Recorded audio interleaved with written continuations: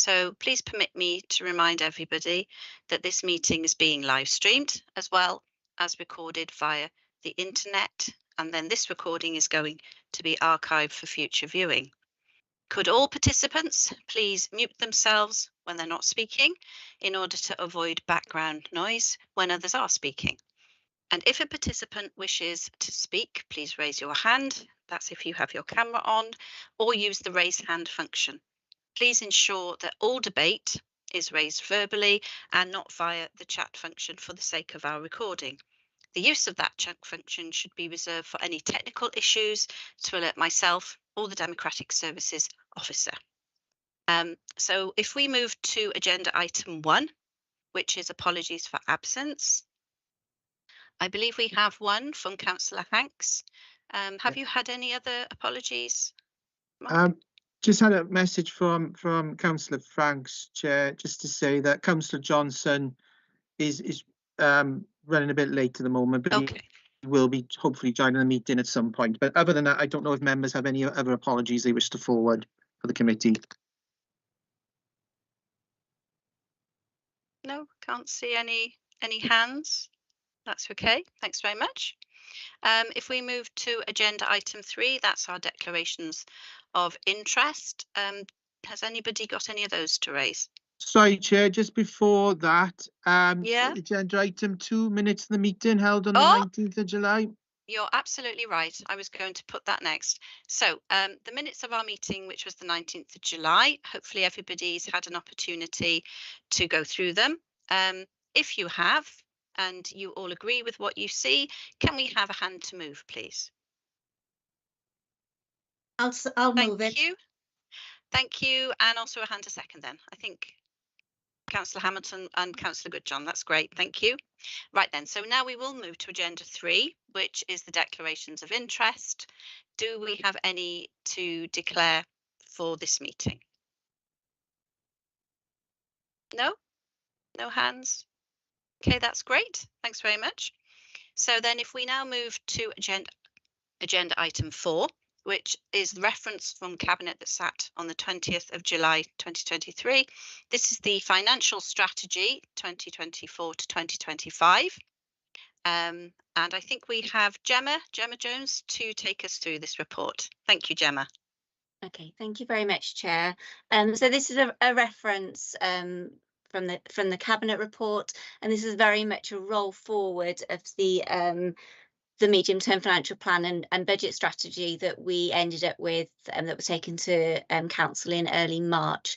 So very much a roll forward as a kind of scene setting and kicking off then that budget process, outlining the budget strategy and our initial challenge, and outlining some of our the Council's proposals in terms of how it would start to look at closing the shortfall. So I've just got a few slides that take us through the substance of the report, but I am of course happy to take any questions on the report as well.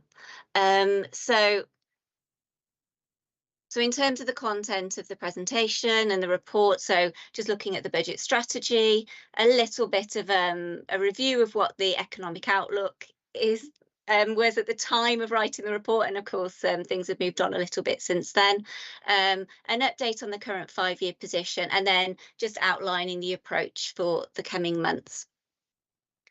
So in terms of the approach for the budget, we're proposing an approach that's broadly in line with the approach for 23-24, looking at how we deliver the corporate plan, focusing on supporting the most vulnerable, but we would really like to have a bit more of a focus on sustainable finances in terms of setting the budget over the medium-term financial plan period, and closing the gaps over that period. We want to ensure that we've got appropriate levels of reserves, and some of that approach may be around looking at how we can generate local tax revenue. Fees and charges, of course, is a really important part of the budget last year, and we'll need to revisit that again. Maintain that approach to collective responsibility, ensuring accessible and transparent finances, and of course delivering best value. So in terms of the economic position, CPI to May 2023 is high. We have seen inflation come down a little in recent months, but it continues to be quite a challenging economic environment for our communities and for the employees of the council, and also in terms of delivering services, we're seeing quite an impact on some of those contractual arrangements, as well as the pay negotiations as well. And then in terms of the base rate, this has obviously increased and continues to be quite high compared with the levels that we've seen in recent years. In terms of that 5-year position, we have made some indicative projections around government grants, but we haven't really got any concrete indications from Welsh Government to base that on, so they very much are indications. We have assumed council tax in line with that position that we outlined in early March to council, and that assumes an increase in council tax of 3.9%. And we're also proposing to use some reserves in 24-25, but of course we'll need to step that down over the period. And we have a number of cost pressures as we go into 24-25 and across the medium-term financial plan period. And of course, predominantly that is around inflation, but also we do have significant demographic pressures that we'll need to pick up over the period, and most notably they relate to some of those social care pressures around the ageing population, and also an increase in pupils with additional learning needs.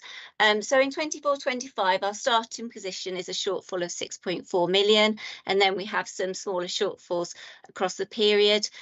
We know we need to revisit all of those cost pressures, and that's what we're in the process of doing. So we have had some indicative revised cost pressures from directorates, and we're in the process of reviewing those, challenging those, and getting a bit more information on those. And we know that as we get closer to a financial year, we tend to draw out some of those additional cost pressures, and we do see those figures typically increase. So I think the expectation is that that gap of 6.4 million will increase as we go into the budget process.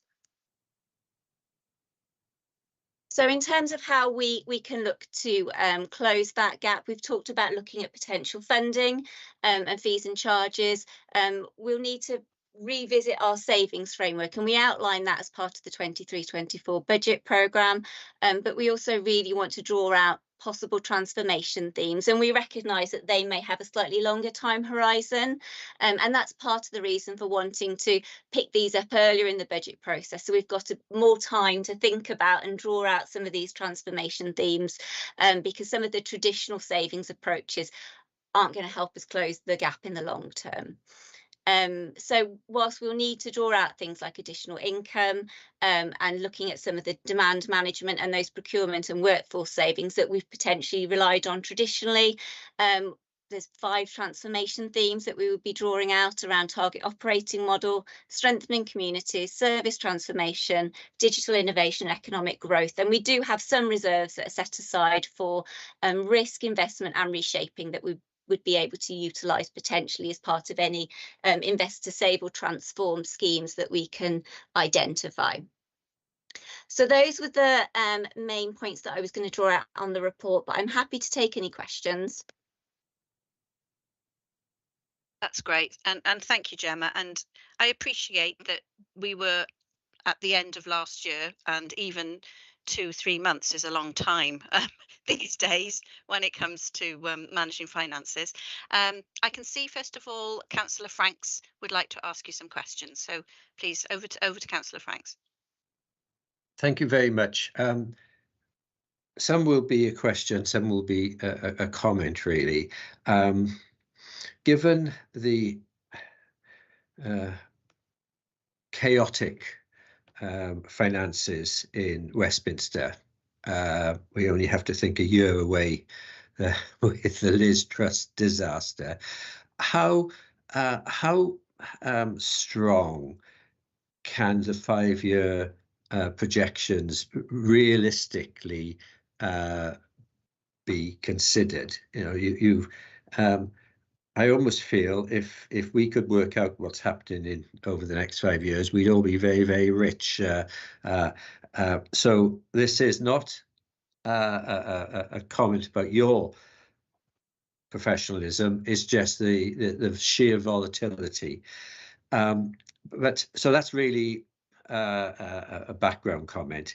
Now, I noticed you've I think raised twice how important fees and charges are going to be, having been important this year. Can you elaborate a little bit on the scale of additional income we might be looking for over, well, just the next financial year?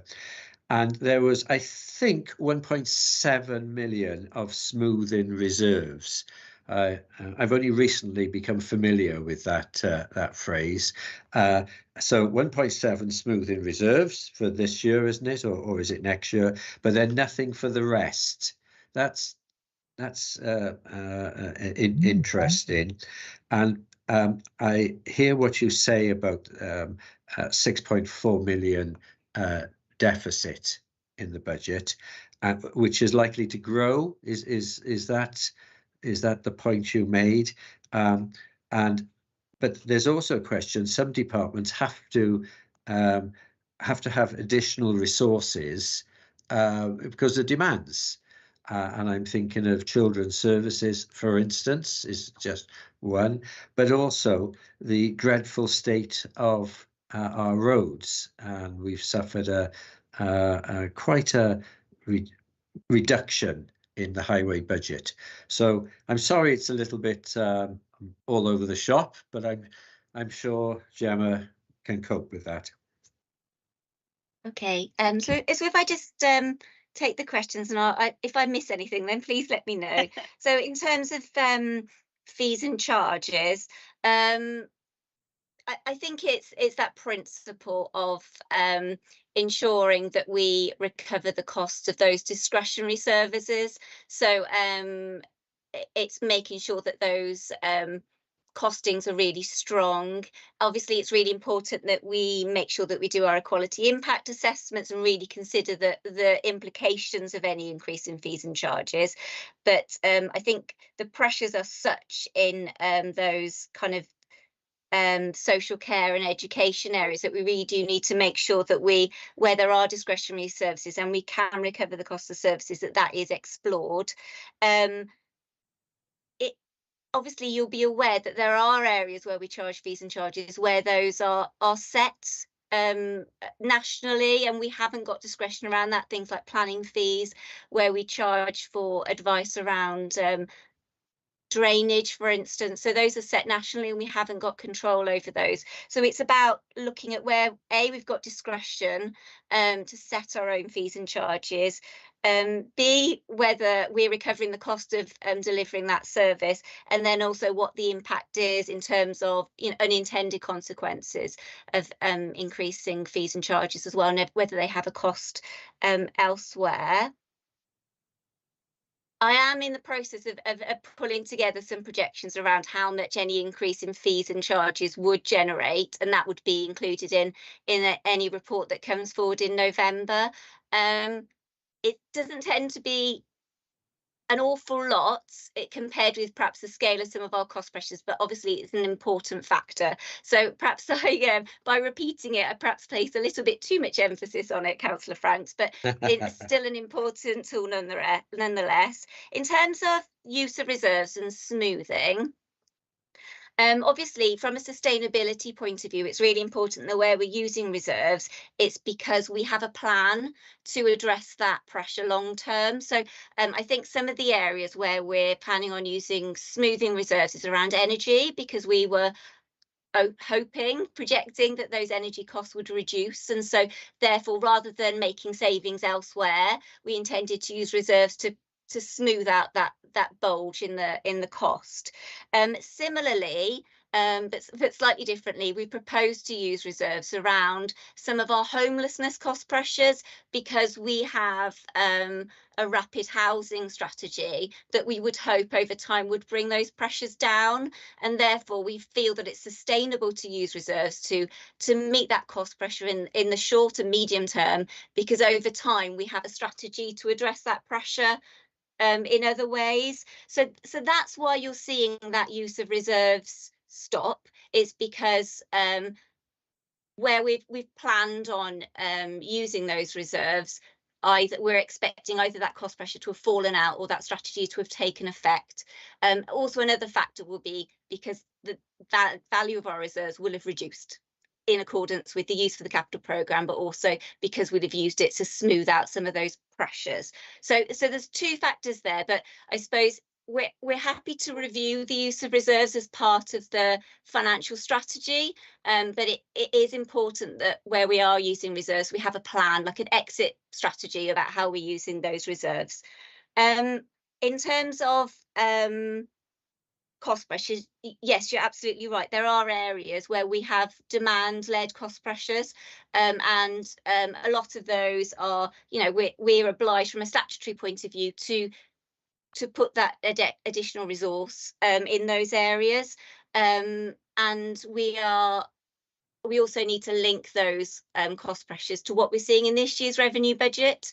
So when we come onto the revenue monitoring later in the item, you'll see that there are, you know, significant pressures being reported in children's services and adult services, and we need to make sure that we're addressing next year's challenge, but we're also addressing the 23-24 challenge, because we're seeing factors such as a return to care and an intake in the children's services area.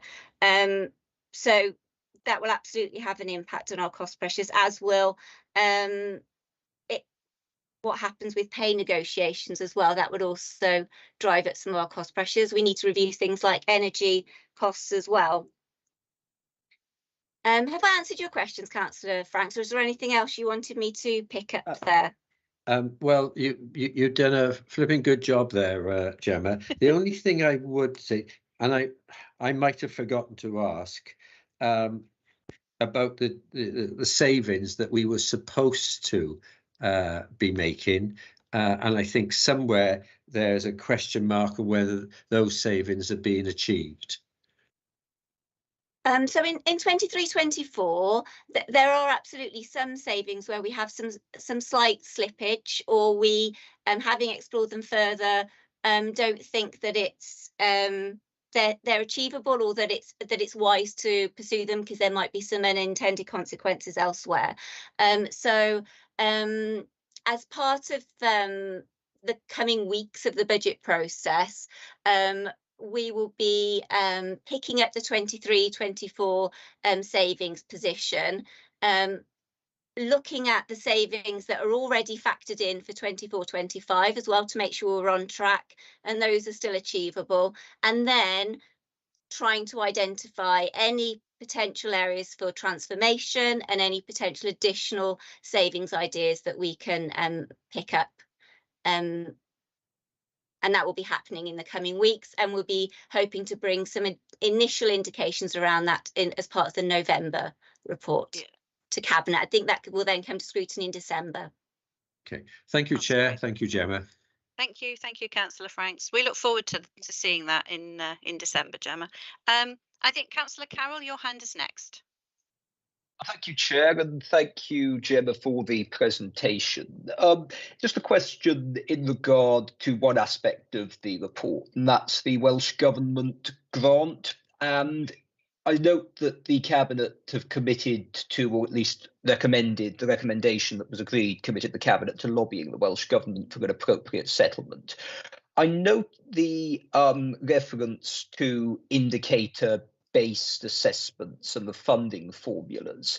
Just following on from lobbying for an appropriate settlement, will you also be lobbying for a review of the funding formulas? I'm just conscious that this has been a matter of public interest, particularly with regard to education funding. I think there was a petition live not that long ago, which constituents of mine raised it with me. I declare an interest. I served on the Board of Governors of Llandoch Primary School, and there it was raised about the funding settlement. And really, I think that it might be worth raising that with Welsh Government to say there are areas where we as an authority feel we're losing out because the formulas are out of date. I think that the formula for education was last set in 1991, which was the as in they used the population data from 1991. Now, to put that into context, that's before I was born,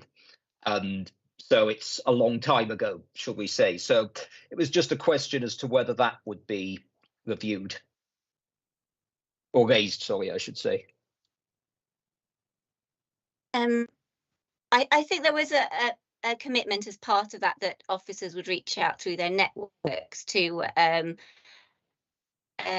address or identify issues in the funding formula, and that there are elements of the funding formula that are historic, and I suppose the only point of caution would be around, I suppose, any unintended consequences in funding for the Vale. So I think obviously those are conversations that I know officers have through their various networks, and also around things that sit outside of the RSG, for instance, so some of the specific grants as well, in terms of whether some of those could be potentially unhypothecated. So there are conversations that are taking place through the various networks, so such as the Treasurers Group that our head of finance sits on, and there was a briefing today on how the formula works to give officers perhaps an update on understanding, so we could consider the impact for our local authority. I know there are discussions about other elements as well. So yeah, those conversations are taking place through our networks. Thank you. Thank you, Councillor Carroll. I'm just going to quickly jump with the permission of the committee, because the leader's put a hand up and she might have an answer that supports what Gemma's just been saying. Liz, do you want to come in now, or do you want to wait? I can just provide a bit of clarification, Chair. Thank you. Thanks very much. I think that most people would be aware that most of our officers have conversations with their counterpart officials in Welsh Government on a regular basis. There are joint meetings of Section 151 officers. We discuss a whole range of things, and there are meetings of leaders. On Thursday and Friday last week, I was in the WLGA conference, and we have frequent meetings with Welsh Government ministers. I suppose we're very fortunate in Wales. We have a very close working relationship. In relation to education funding, most ministers know to come fully briefed on education if they are coming to visit the Vale, because they know it will be raised. We continue to work on specific areas of the funding formula. We could tick a box to get a review of the funding formula per se, but actually that would take so long it wouldn't help our schools. But earlier today I also had a meeting with the chair of the School Budget Forum, and there was a meeting of the School Budget Forum this morning, and the Chief Executive and I always meet the Schools Budget Forum to discuss the whole aspect of schools funding, and we will be doing that again once our draft budget is on. So I think that it's probably the biggest area of conversation that we have with Welsh Government. Thank you. That supports that answer, doesn't it? Councillor Haynes, I think you're next. Thank you, Chair. And are you there? Yes. Yeah, I'm here. Can you hear? Thank you, Chair, and thank you, Gemma, for the report. Just a couple of things. While preparing for this meeting, I read the report from last year. So the first thing that struck me, the recommendations are the same. Is that a standard practice, or are we just not moving on? I do want it, and I mean the wording's the same. The other thing that screams out is inflation seems to be blamed for a lot. Now, inflation was running at 10% last September, 9% last September, 9.9. I think it was 10.1 last October, and now it's running 6 point something. So inflation's been coming down since the report last year. Therefore, I would assume that you'd be planning for inflation at 10% and then delivering within that budget. Am I wrong how this is organised? Obviously, correct me if I'm misunderstanding how the system works, but yes, thank you. So if I could just come back on the inflation point first. I think in terms of inflation, you're absolutely right. The fact that inflation has come down will help in terms of the budget settlement. I think we didn't plan as such for 10% inflation. So whilst we had allowed for an assumed increase in things like provider fees and some of our ICT contracts, for instance, we don't allow for general price inflation across all council budget headings. So, and we haven't for a number of years. So there is an expectation almost that directorates are making some efficiency to stand still. We had allowed for some reduction in inflation, but what we're seeing are some of the lag in demand-led pressures and some of the other factors outside of that increasing some of our contractual sums. So it's not quite the linear relationship between inflation and some of our pressures that we're reporting as inflationary pressures, if that makes sense. And then I suppose we had allowed for an assumed increase in 23-24 for pay award of 6%. Obviously pay negotiations are ongoing in year, but we are thinking that may need to be revisited. And we also need to revisit how much we thought energy would come down. And that's partly a function of the way that the council buys its energy in part in advance. So I need to work through those projections, and I haven't done so yet. So I genuinely don't know what the answer is for that. So we've got a few other factors in the mix, and some of our, for instance, our ICT contracts, the inflation again is slightly distorting the picture, as does things like school transport, where the market isn't operating quite as a normal market because there's a shortage of supply. But you are absolutely right, that reduction in inflation will have an impact. In terms of the recommendations, I want to answer your question here. So I think, as I say, it's very much a roll forward of the 7th of March report. So there might be some similarity there. And then in terms of the, I suppose the same people are writing the reports, and they probably do use the previous year's reports as a an aid memoir when they're writing the report. So there will certainly be some similarity and around the recommendations. But I'm happy to take a look at that because to make sure that that's correct going forward. Thank you.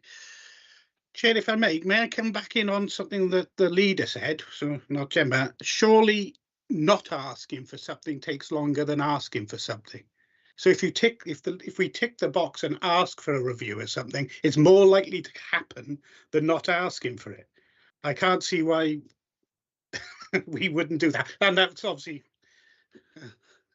yes, thank you, leader. Councillor Haynes, is that a question that you're putting? It was just a comment that just a comment. The leader said that it's no point ticking the box and asking for something because it won't help. Well, it's could never help if you don't tick the box. That's just a comment. Liz, do you want to quickly come back in before if I could just clarify to explain? I think it's the whole point of when you've got funding formulae that govern all aspects of our funding, and an awful lot of that funding formula is negotiated across 22 local authorities, and they're very complex.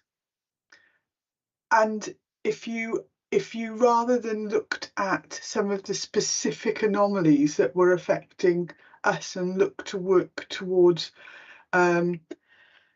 achieving an impact on those, but we rather said, we're just going to tell everybody we want a funding formula, when actually it's quite possible that quite a lot of those local authorities would suffer detriment.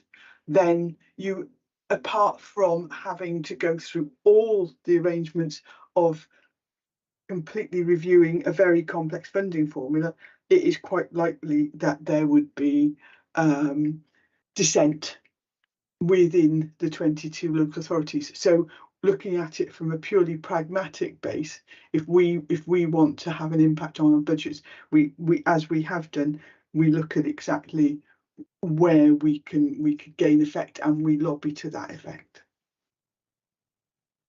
Thank you. I think we've got Councillor Wood now, who's been waiting patiently. Please ask your questions. Yes. Good evening, Chair. Good evening, Gemma. Just a quick one, and Councillor Haynes touched on it a little bit. Obviously, as we look at the overall gap, we're trailing down from 6 million to 500,000 in 5 years' time. There are lots of estimates and lots of predictions in that. But of course, inflation is a big prediction in that, and we've got that running along, tracking on from 10 million down to 8 million. What are your estimated figures for that looking forward over a 5-year period? Sorry. Sorry. I will have to double check. I think, I mean, as I say, we don't allow for any general price inflation. So Right. The main inflationary estimate is around, there are some small sums that are allowed for contractual inflation. So we allow things for contractual inflation around the leisure contract and, for instance, the waste contract and some of the ICT contracts. We do allow for some inflation, I use the word inflation loosely, around the social care provider contract, so things like domiciliary care, and some of that is around the kind of Welsh Government commitment that we will support providers in paying the real living wage. So it's partly around what we think will happen to the real living wage over the period as well, is embedded within those projections around social care funding. I think in terms of pay, I can't remember where we ended up. Apologies, I should know this.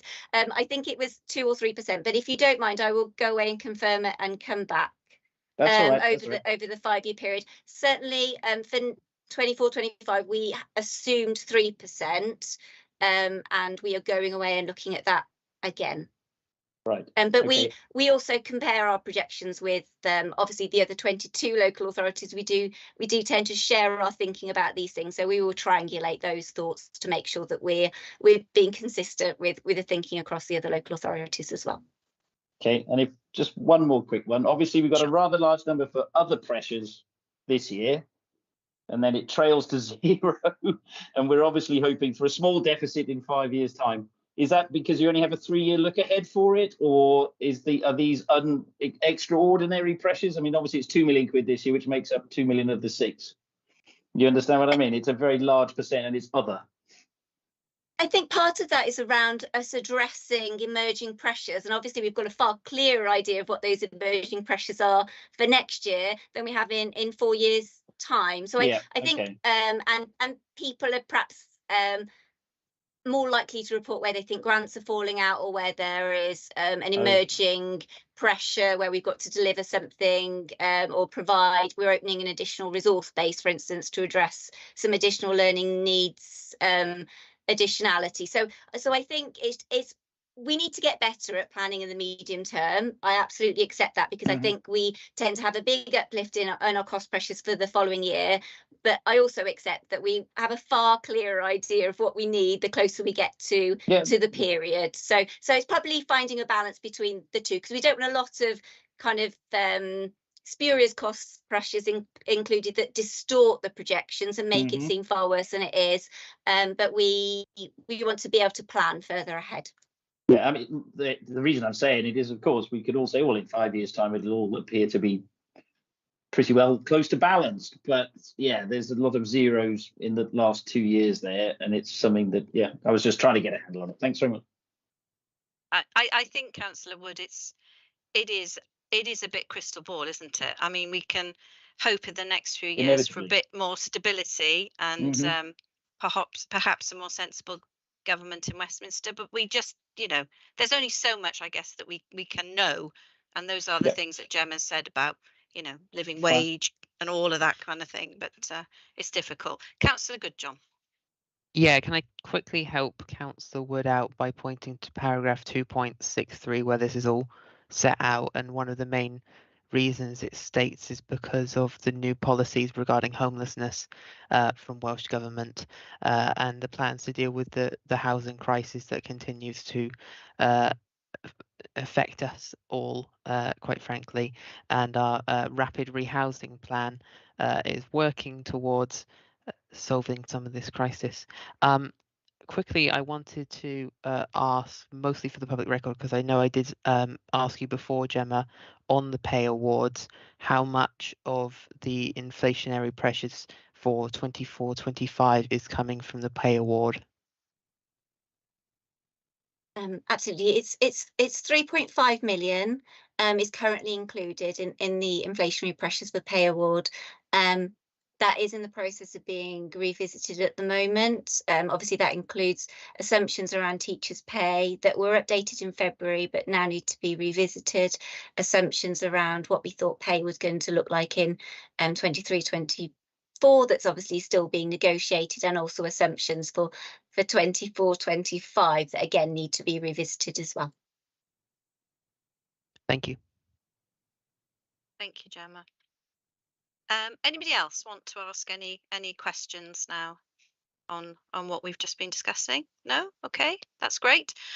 We'll swiftly move on to the recommendations then, which may be the same as last year, but we'll continue with that.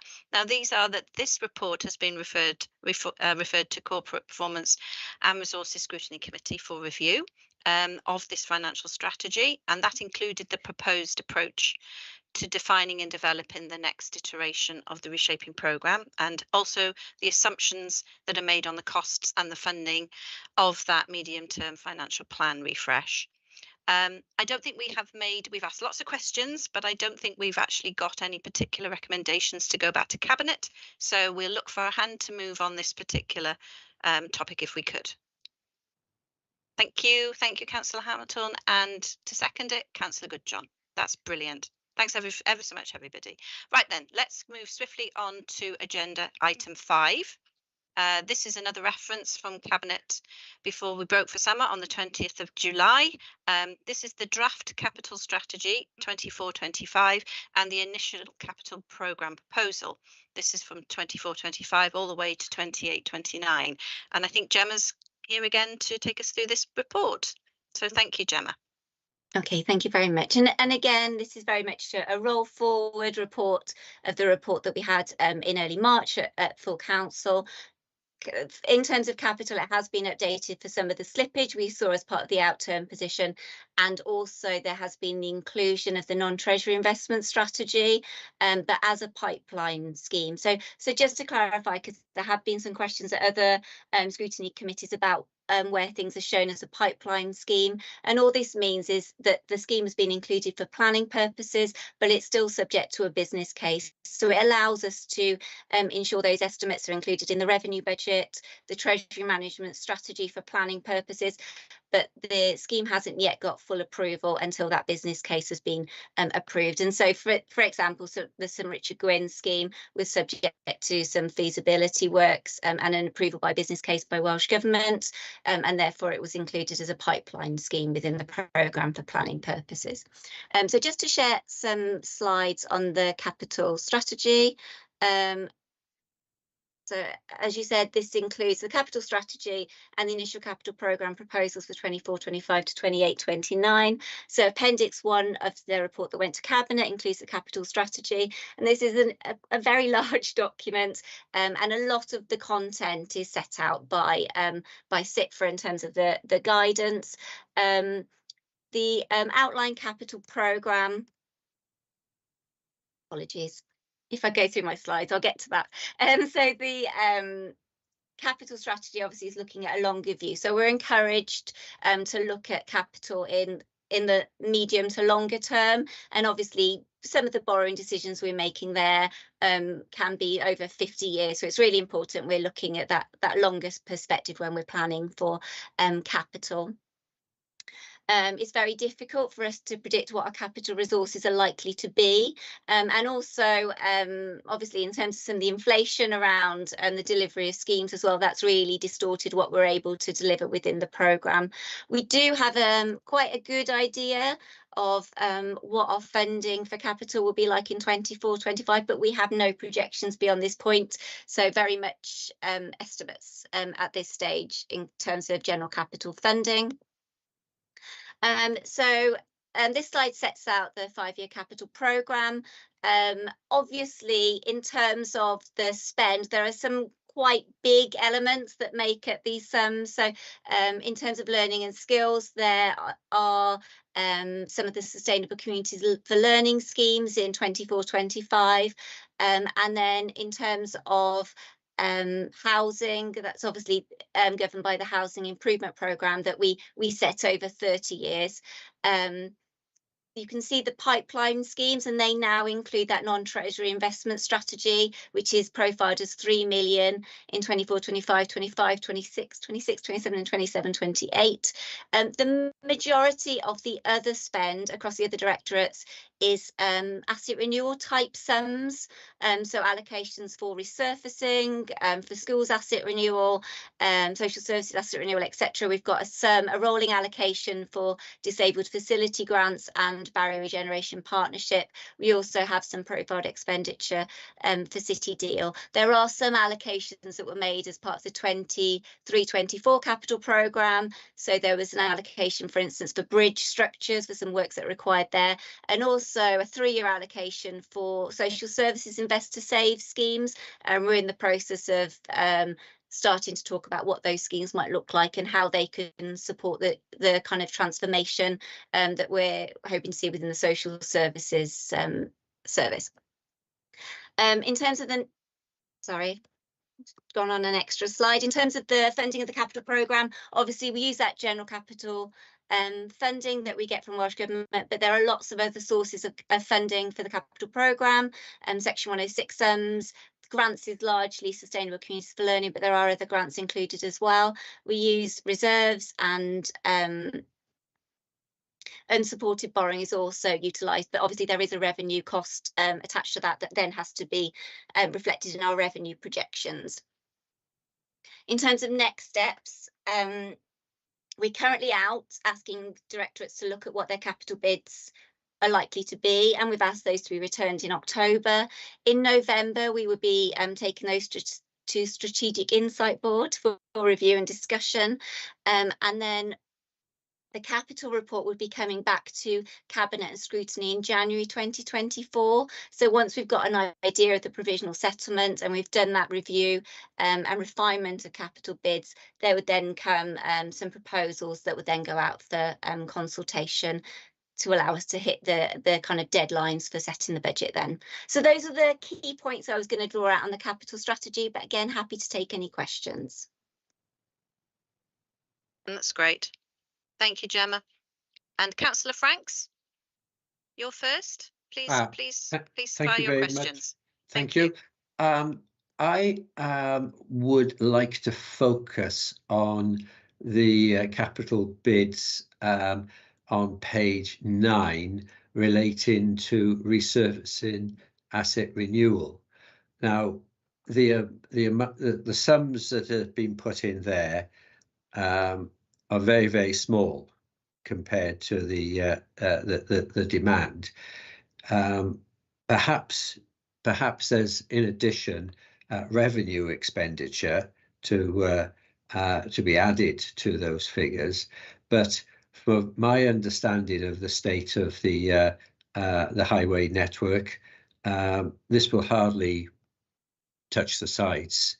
It seems, unless there's a big revenue contribution, this seems totally inadequate. I wonder if the leader could comment on this, give Gemma a break. Thank you, Councillor Franks. Gemma, do you have any comment first that you would be able to? And I appreciate that, you know, this is an operational question really, and you're here talking about the accounts and the finances, but I mean, I'm happy to comment to a certain extent. So you're absolutely right. The allocation within the capital programme falls somewhat short of the amount that the service say they require to maintain the roads, and there is a revenue budget, and that is required also. But obviously, the more we don't invest from a capital perspective, the more pressure it puts on that revenue budget. There are also implications for the council's insurance costs as well. So it's important that we get that balance right. Obviously, there are lots of other calls on the council's capital funding, and so we do seek to supplement the resurfacing budget as much as possible. But absolutely, when we get the capital bids in shortly, I'm expecting the capital bid to request somewhere in the region of 2.5 to 3 million per annum for resurfacing, and obviously the allocation that you see within the capital programme falls somewhat short of that. Part of the issue is obviously there's quite a broad estate of assets that the council needs to maintain, and there's not enough funding to maintain all of those assets. So there's a judgment in terms of where that funding is allocated, and the capital bid that's submitted by the service will reflect what the service determined they require. But there will be a balancing in terms of how much can be funded, and that will be a decision that will obviously be brought to Cabinet and Council for discussion. Thank you. Thank you, Councillor. Councillor Goodjohn. Sorry, I don't know if the leader wants to come in first on that, on Councillor Frank's points. Oh, she does. She has a hand up now. Liz, do you have any additional? Yeah, I think it's worth noting. I mean, we know that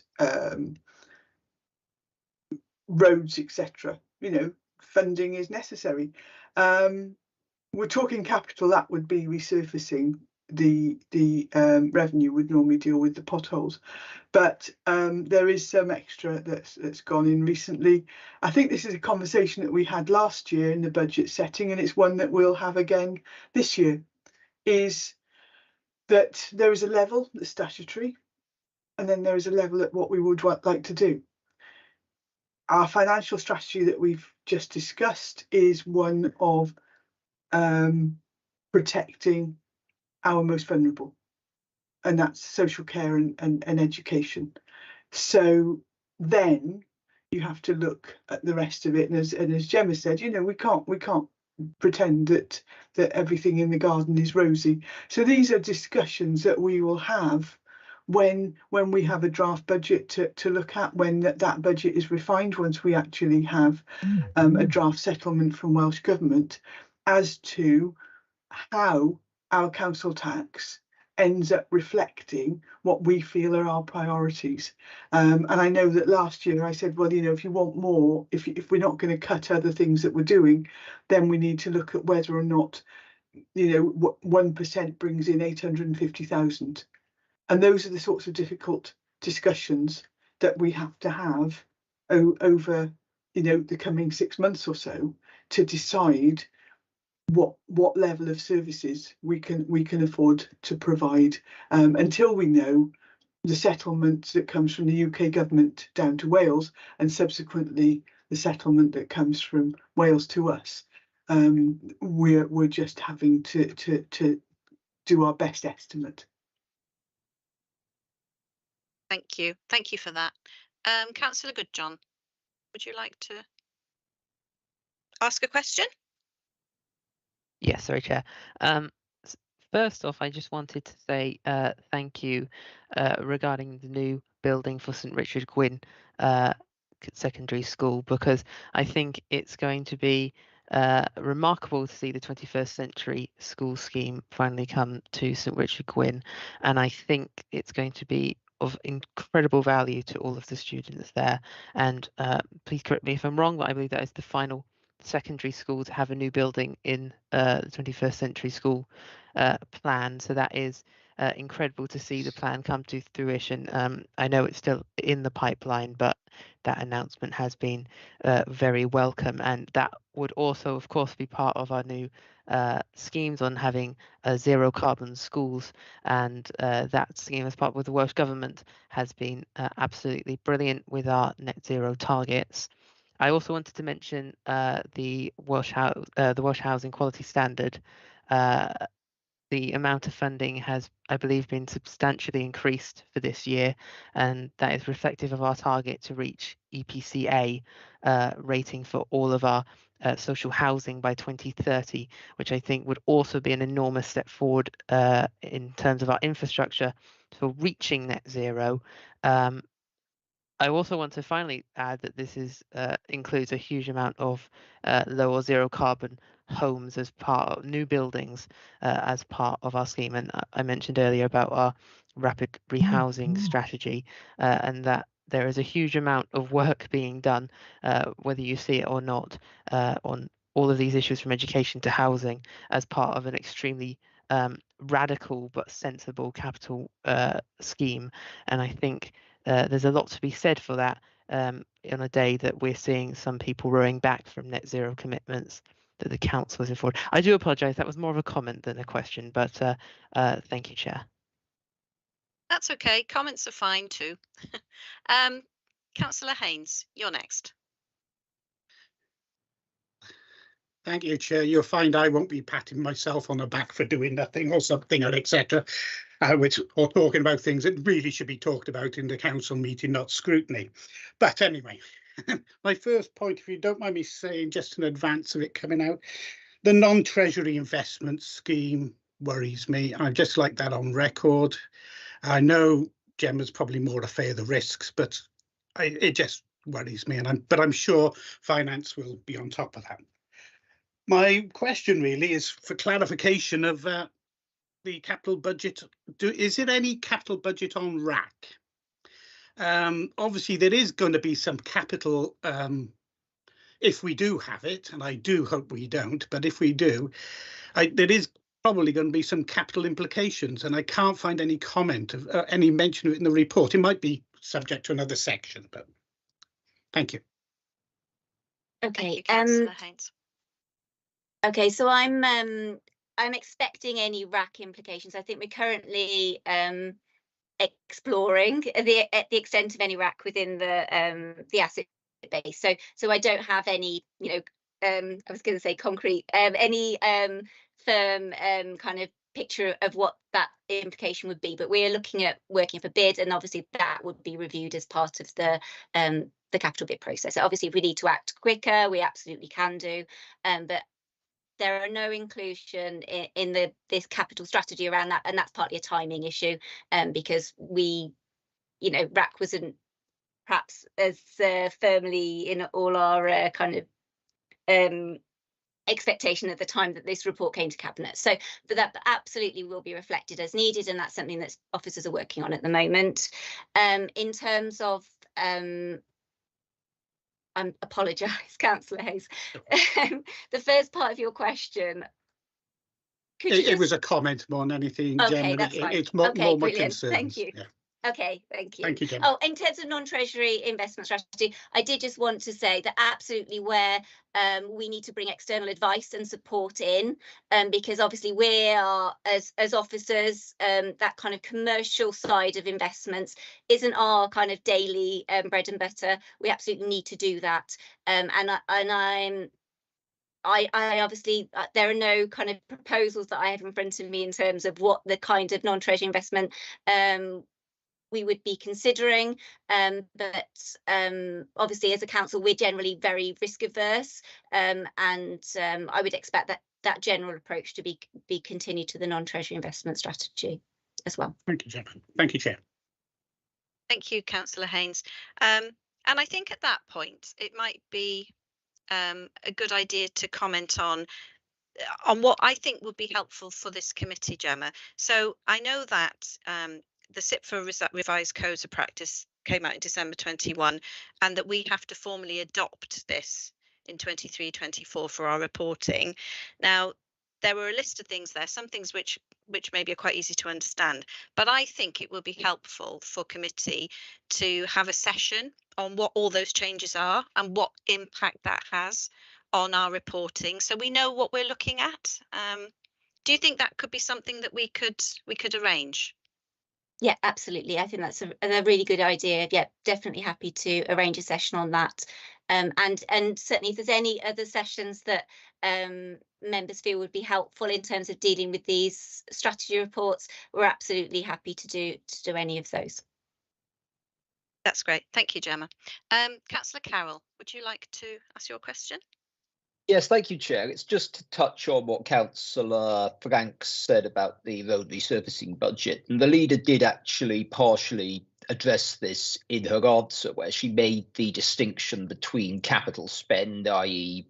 the long-term investment resurfacing, versus the revenue spend, the repair costs. Yeah. And I think it would be helpful if we, moving forward, took a more sort of long-term pragmatic approach to this, because I accept that road resurfacing is an expensive business. I think that resurfacing a road, it causes some disruption. You need to send a team out. It often has to be done over a sustained period of time. But crucially, once it's done, you don't then end up having to send teams out again after again after again to carry out repairs. I mean, in my own ward, for example, Penland Road was resurfaced last year, which is the main road running through Lamdock. You may get occasional road repair issues there, but now you don't get many people complaining to me about potholes on Penland Road. A road just off that, Lamdock Hill, which admittedly does have separate issues regarding drainage and flooding, but that wasn't resurfaced within that project. And Lamdock Hill every couple of weeks. And to be fair to the road resurfacing team, they have a good few times sent somebody out to repair potholes, but because the road is in need of resurfacing, they keep coming back, and so you're constantly reporting issues. And in the long term, things like that happening across the Vale, the cost incurred can end up being greater than if you made that initial outlay. Now, I accept that you have to have the cash in place to be able to make that investment, if you like, but I think that if we could think more long term about this and dedicate more towards full-scale resurfacing, in the long run, it'll save us money because the repair bill won't be as large. Thank you, Chair. Thank you, Councillor Carroll. I think that's more of a comment, Gemma, but I don't know whether you can say anything about the financial workings out of long-term. I know that they do have a long-term plan for which roads need to be resurfaced and when, but it's whether you have the money to do it, isn't it? And it's social care or roads. You don't really have a choice, do you, in the end? Well, but go on. Well, sorry. absolutely. There is a balance, so absolutely, and Councillor Carroll is absolutely right. There is a revenue cost if you're not investing in the capital side of it. There absolutely is a revenue cost, and as I picked up earlier, in terms of not just potholes but also around the insurance costs that fall on the council as well. So it's important that we get. There's lots of judgments to be made in terms of setting the capital programme, in terms of allocating those limited resources, and it's also important that while we're doing that, we keep in sight any unintended consequences on the revenue budget, and also around if we need to supplement the capital programme from unsupported. I know it's a very generic answer, from unsupported borrowed, and there are obviously revenue implications as well. So it's about balancing all of those factors. And absolutely, it's something that we're getting very strong feedback from neighbourhood services on, and will absolutely be reflected and considered very seriously as part of the capital bids process that we're undertaking at the moment. Thank you. Councillor Lovelock Edwards.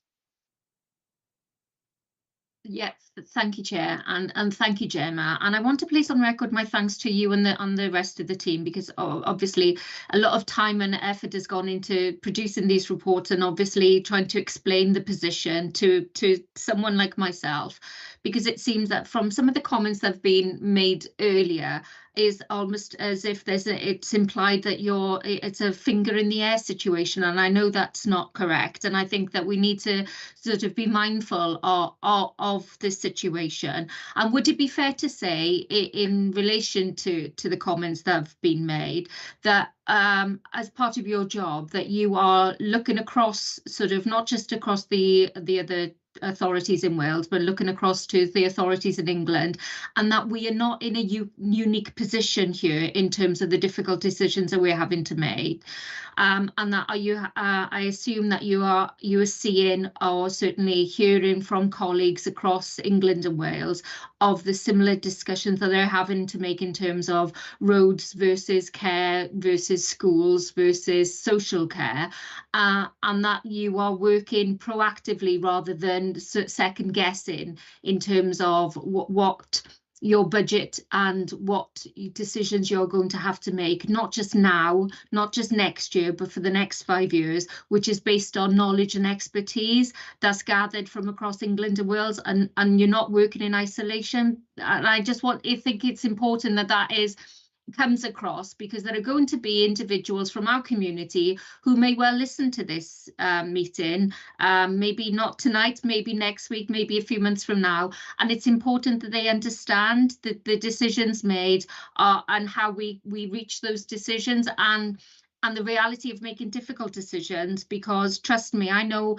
as a road user how important our roads are, but more importantly, I also know how important social care and schools are, and I don't know how we frame that, but I'm concerned about the language that was used or implied so far this evening, and I think it's important that you perhaps can sort of remind us of how proactive you are in terms of looking across England and Wales, in sort of comparing and contrasting to make sure that the decisions that we make are not made in isolation. And I'm sorry if that's more of a comment rather than a question, but I think it's important that we are mindful of sort of what we're saying right now. And thank you for the opportunity to clarify this. So absolutely. I mean, this budget is a starting point. So I hope I'm really clear about this. I don't think this will be the budget that we end up with in March. This is just a starting point for discussion and to outline where we're starting from, what the budget strategy is. But there will be lots and lots of conversations. There's lots and lots of experts across the council working on refining their cost pressures, working at identifying what the demographic trends in their area are. Those conversations are taking place at a national level. We are seeing that reflected in the press. So we know that so we are quantifying our pressures with the other Welsh authorities through our networks. We are working with the WLGA. I know those discussions are taking place across all the professional networks, so across the education network, the social services network as well. We are taking advice from SITFA. There is fiscal advice that is given to the Treasurers Group that we will also reflect in our projections. We have Treasury Management Advisors who give us inflation and interest rate projections that we utilise, and they gather those projections from a number of sources. So they give us their projection, but they also give us their external independent projection around what they think is going to happen. And those are refined as well. There is a lot of peer challenge around any cost pressures that are put into the process as well. And this isn't, a budget that we will bring before you and then leave alone. There'll be a lot more information gathering. So no, absolutely. And it's not just limited to finance, that, those conversations are taking place across all of the areas by the experts in their own field. And that's all being drawn together in the coming months. Thank you, Gemma. Thank you, Chair. Thank you. Thank you both. Yes, it is a tricky, complex situation, and we do thank you for your efforts, Gemma and the team. Do we have anybody else then who wants to ask questions on this particular item? No? Okay, that's brilliant. If we move straight to the recommendations then, and they were that this report has been referred to us for consideration, consultation, and that the non-treasury investment strategy scheme be included as a pipeline scheme within the 24-25, 28-29 capital programme with this budget of 12 million, which has been detailed in the report. I would like to also put that recommendation, if committee agrees, that this committee has a session on those SIPFA revised codes of practice from December 21, because we need to understand a little bit more about how that impacts on the reports that are brought before us. So if everybody agrees with that, if we can have a hand to move to the next item, I'd be grateful. Thank you, Councillor Lovelock-Edwards, and a seconder. I'll second that. Thank you, Councillor Drake. That's brilliant. Right then, let's Sorry, move. Chair, just to confirm, obviously we got the recommendations from Cabinet, which are going to be noted by the committee, is that correct? Yes. And then the additional recommendation for that session to be held around SIPFA for members. Yeah. Okay, lovely. Thank you, Chair. The 21 amendments that are coming in on this session, this year's reporting. Thanks, Mark. Right then, so we're now on agenda item 6, which is a reference from Cabinet, but from the 7th of September. This is the draft Vale of Glamorgan annual self-assessment report. And I think we have Tom. Yes, Tom's here to take us through. Thank you, Tom. Good evening, Chair, and good evening, committee. Apologies, I'm a bit croaky this evening. Thank you for taking the reference. It's coming to your scrutiny committee, along with all of the other scrutiny committees, and also Governance and Audit Committee considered this report on Monday evening of this week. Just a brief bit of background in terms of where this has come from. Colleagues will remember that the Local Government and Elections Act 2021 requires the Council to keep performance under review, to consult and report our performance, and to do that through a process of self-assessment. So the purpose of self-assessment is to look back at how we've performed, but importantly to use that as the basis for how we're going to develop and improve in the future. So Appendix A to the reference is the draft report. You've also got Appendix B, which is an accessible version of the report. That's in response to some feedback that came through Council last year as well.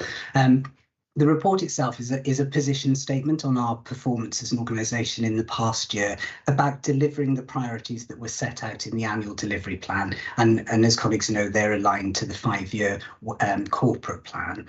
It identifies, as I say, areas that have been progressed and those that need to be taken forward in the coming year.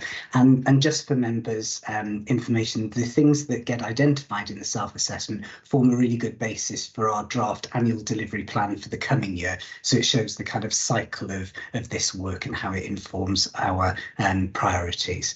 So it's put together based on a huge range of different information sources, including the performance reports that you have on a quarterly basis and have got on your agenda later this evening, as well as findings from internal audit, the annual governance statement, the work that our regulators do, and members will be aware that we also undertake directorate level self-assessment. So that's where the 5 council directorates look at their performance and look at their use of resources through the lens of the 5 ways of working in order to make judgments within their individual directorates. And that helps inform some of their local plans and priorities. Those are peer challenge. So I had my challenge session earlier on in the summer. That's where another director challenges each other in terms of our findings and our summaries in the presence of the Chief Executive, the leader and Cabinet members, as well as the chairs of relevant scrutiny committees. And all of that gets aggregated up in order to try and put together this relatively big report in terms of our performance across the year. I'm really grateful to a number of elected members who participated in an informal session before the recess. That was really helpful in terms of talking about the content and the presentation of the report. And I hope that members will see that we've taken on board many of their suggestions in this year's self-assessment. So the draft report itself is structured around an overview of the work that's been undertaken to meet the 3 critical challenges that the organisation has set around organisational resilience, around climate change and tackling the cost of living crisis. It provides an update on the areas of focus that were identified in last year's self-assessment report, as well as the performance against the corporate plan in 2022-3. We've also included then a breakdown of detailed information under each of the 4 wellbeing objectives, as well as an overview of the engagement, complaints and compliments information that is available to us. In response to feedback from, I think it was this committee last year, Chair, around the amount of consultation findings that we can reflect in the self-assessment. As I said, this is the draft. We're currently in a consultation period. It is a big document. It's a very wide-ranging document. But what we've sought to do in response to that feedback last year is within each of the wellbeing objectives, members will be able to see this year a summary of all of the engagement, involvement and consultation work that's been undertaken associated with that wellbeing objective. It also details a summary of the findings from that work and importantly what was done as a result of it. So I suppose the purpose of doing that is to demonstrate that whilst we will of course consult as we're required on the document, there's a whole trail of engagement and consultation work that has informed the basis upon which we've made some judgments that we're now testing through that consultation process. In addition to that, we're undertaking currently the council's largest ever county-wide survey. Let's talk about life in the Vale.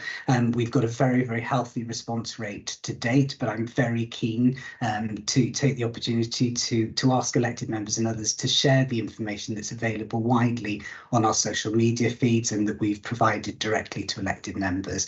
We're really keen to make sure we hear as many voices as we possibly can, and that the summary findings from that exercise will be incorporated in the report prior to you seeing this at full council later on in the early winter. So the purpose of doing that self-assessment is to do 2 things. One, reach a set of initial high-level judgments, and there are 2 types of judgments here. The first is around our ability or how we've performed in terms of meeting our commitments outlined in the annual delivery plan, and based on the fact that over 85% of the in-year activities and targets were met, we've identified a judgment of good in terms of performance. And the second area of judgment then is around the use of our people, our finance, engagement, assets, management of risk, and how we've used that engagement findings. And again, based on the information that is contained within our assessment, we've again judged ourselves to be good in that regard. The purpose now of the self-assessment is to test some of that findings through scrutiny committees such as yourselves and the consultation exercise, but also then to identify those areas of focus for the forthcoming year. So at the moment we're consulting widely, including committees, but also through with the public, with our partners, the trade unions, and also with our staff. The findings from that consultation exercise will then all be combined, changes where appropriate made and reported to Cabinet. Governance and Audit Committee will then consider the final draft and make any references back to Cabinet, and all elected members then will have an opportunity to consider this when it's presented for endorsement in November. That's a really kind of quick overview of the sort of structure of the report. It is really wide-ranging, but I'm happy to take any questions and I'll do my very best to answer them. Thank you, Tom. Councillor Carroll, you have a question about the report? Yeah, thank you, Chair, and thank you, Tom, for the presentation. I must say, on performance over the past 6 months or so, I would struggle to endorse an assessment of good on the council's performance. I mean, if we look at some of the things that have happened over the past 6 months, you've had a council tax rise, you've had changes to the black bag collection, so they've moved to a 3-weekly cycle. You've had a charge introduced for garden waste. You've seen social care assessment weights among the worst in the UK. I mean, from a personal point of view as an elected member, I've certainly seen a significant increase in the number of complaints I've had about service delivery across a wide range of services. And I think that were I to endorse a good performance against that background, I think residents would be asking me what I'm doing. Now, maybe when it comes to endorsing this, the position will have changed, but I just wanted to place that on the record, Chair. Thank you. Thank you, Councillor Carroll. Tom, would you like to explain how the scores are created for background? Yes, certainly, and the point that Councillor Carroll makes in terms of feedback from the public is absolutely one that that we're very keen to hear, and that's why, as I say, the importance that we're placing on the consultation, not only of the document but also about that Life in the Vale survey that we're running currently, so that we can hear the voice of our residents very clearly within the report. The overall findings in terms of the judgments that are reached in terms of, and apologies, this will sound a bit, I suppose, technical, is the fact that we are judging ourselves in terms of the performance against commitments that were made in the annual delivery plan. And it's the fact that over 85% of those commitments and the associated targets being met is what is used to reach that overall judgment in terms of performance.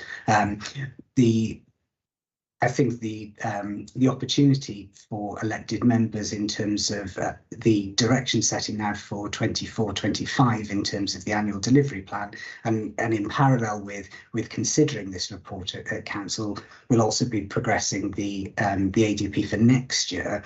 It demonstrates the importance of the scrutiny around the service plan actions that are being set and then presented for committee's consideration in the early part of the new year, so that we can all understand what it is that the council is committing ourselves to doing. Thank you, Tom.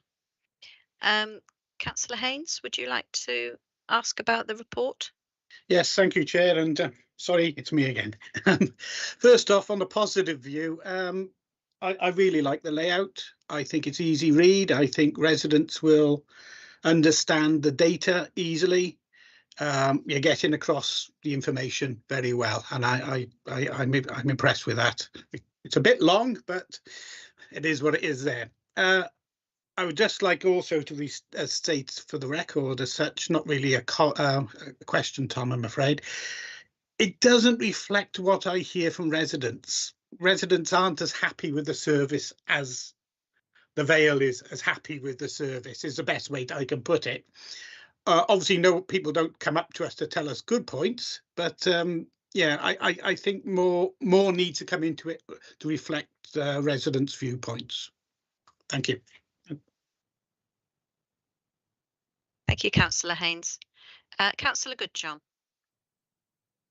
Yes, thank you, Chair. I just want to make some comments, and I'm sure Tom's probably sick of hearing comments on this from me at the moment, but I'll make some points. And I just wanted to touch quickly on what was being said by Councillor Carroll there, and to some degree by Councillor Haynes. I think there needs to be greater reflection of the good and bad that has been done and the reasons for why decisions have been made.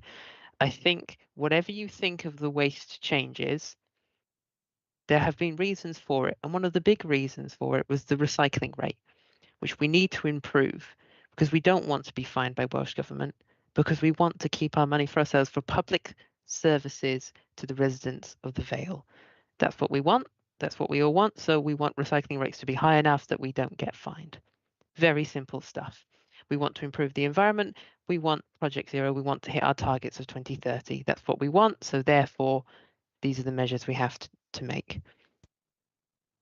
I think it's important to note all of the things that we have done rather than just one side of it, and to talk about it and to talk about how that's gone through.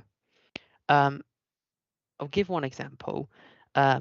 We talk about how we have worked really hard on Holton Road and on our town centres, especially Barry, Llantwit, similar places where the economic pressures are so high.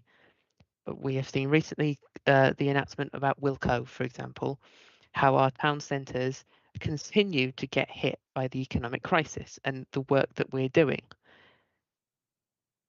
When we then say that vacancy rates are up, however, we have a green rating on how we are working with our town centres, that is where the disconnect comes from.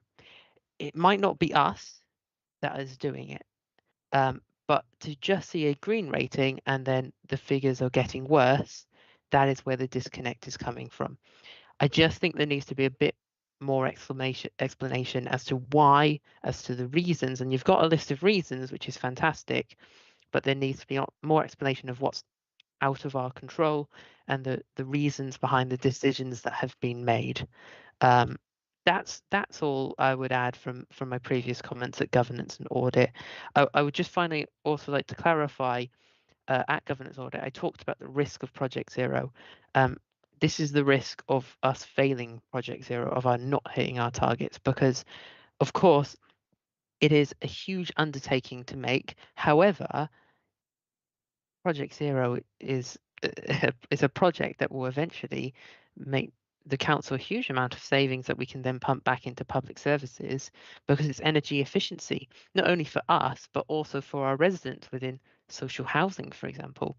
It's for our schools and the energy efficiency there, but also for the well-being of future generations and the well-being of our pupils.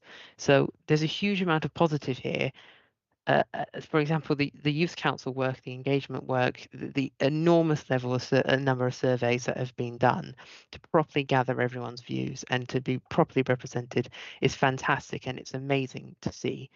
We just need to see a little bit more of explanation and reasoning behind the decisions that have been made and all the decisions that have been made. Thanks. Thank you, Councillor Goodjohn. Councillor Lovelock Edwards, would you like to? Yes, thank you, Chair. Comment? Yeah, thank you. Yes, please, Chair. Tom, thanks for the report, and obviously thanks to your team too. And I think I just want to sort of echo some of the comments that Councillor Goodjohn has made in terms of having an open and honest assessment of where we are. And no one here, and certainly your report reflects that. We're not saying we're perfect, but we have to accept that for us and for residents, and I think it's fair to say for you as officers, it's business as usual approach has not been possible because of the cost of living crisis, because of some of the chronic and poor decisions that have been made at central government that have had an impact on us. So I think that we are, despite central government's best intentions, we are doing okay. But as Councillor Goodjohn has said, and I think it would be fair to state that we acknowledge that we are still a work of progress. We have challenges that we need to make. And I do want to sort of comment on the positives. And as a councillor, I just wanted to ask, is from some of the comments that fellow councillors Carol and Haynes have made in terms of what they're hearing from their residents, how effectively is that being fed back to you so that you can engage with those residents? And is there anything more that we as councillors could be doing to help ensure that whatever report is made or that you're producing is a fair and honest reflection from what the residents of the Vale are saying?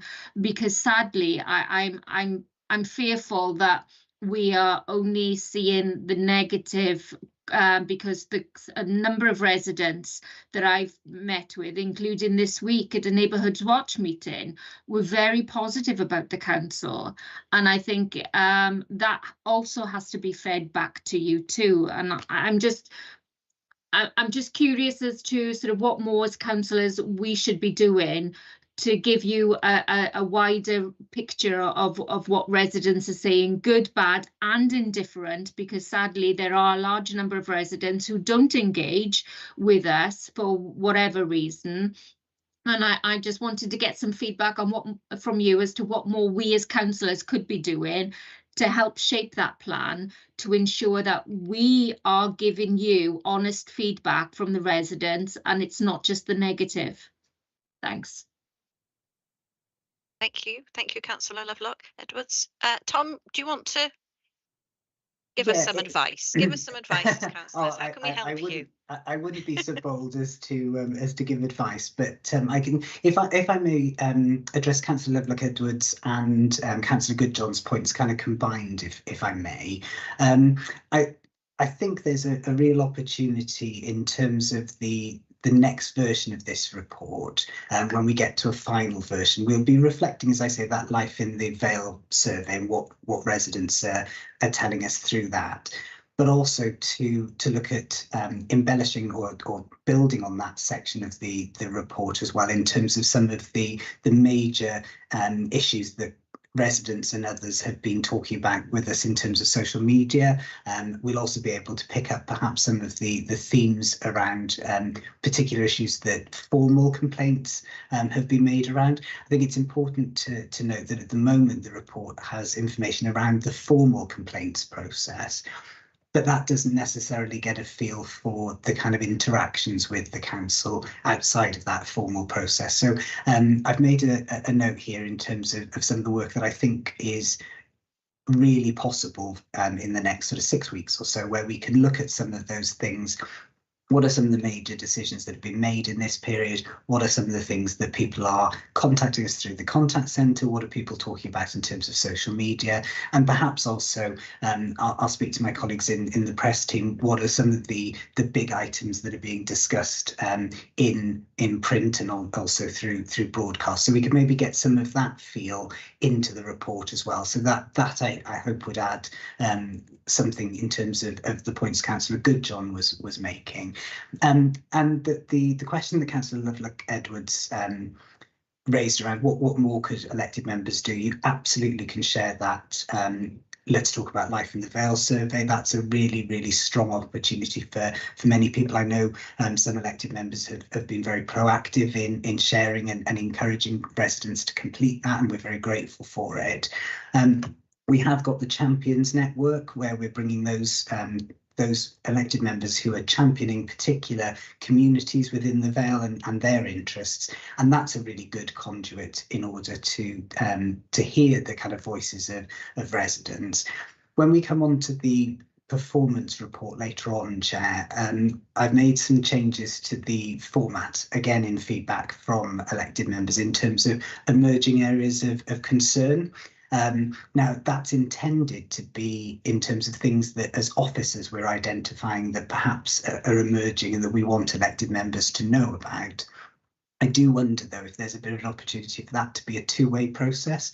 Each of the scrutiny committees will have that on a quarterly basis, and that would be a really, really good opportunity, I think, for elected members to offer their findings in terms of what residents are talking about. And we're very happy to have that feedback, whether that's about things that we need to do better or things that we're doing well at. So I hope that helps in some ideas on how we can address the points of both councillors.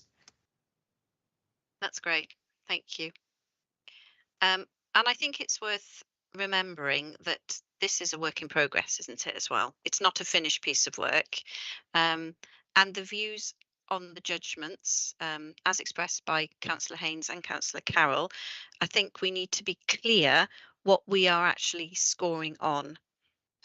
We may have all had some comments from our residents about the bin bags and about the green waste and things like that, but the scoring is that within that year, this is what we said we would do and this is what we did. And I think that needs to be clear, that we're not, this doesn't mean we think we're great at everything, just so that residents can, or anybody who reads it can understand why we think we're good and what we are saying we're good at. I think as well, it's a easy to read report. I absolutely agree with Councillor Haynes on that. There's a lot of information, but it's accessible information. And if somebody wants to read it all, I think most people will be able to do that and absorb it and understand what it is that we're saying. Just the bit about the judgments, I think we just need that to be clear so people understand. Okay, anybody else got any other comments or views or anything else they want to say about the draft report? No? Brilliant. Let's move straight on then to recommendations, which were that report has been referred to us and all of the other scrutiny committees for consideration, and that this is part of the programme of consultation with our views and recommendations for any of the changes to the judgments or the proposed actions for future focus be referred back to Cabinet for their consideration prior to that final version of the report, which is again going to be considered by Governance and Audit Committee, Cabinet, and then on to full council. So it's going round and round, this report, but that should happen in November. Is that okay, Mark? Can we just gather the comments that have been made in there? Yeah, Of great. course, Chair, will include that, and they can be referred back to Cabinet, That's and obviously brilliant. be transmitted to Tom and his team as well. That's smashing. Thank you. So can we have a hand to move on this one? Thank you, Councillor Hamilton, and to second it, thank you, Councillor Goodjohn. That's great. Smashing. So let's move on then to agenda item 7. And this is, I think this is the last reference from Cabinet from the 7th of September 2023. This is the annual corporate safeguarding report 22-23.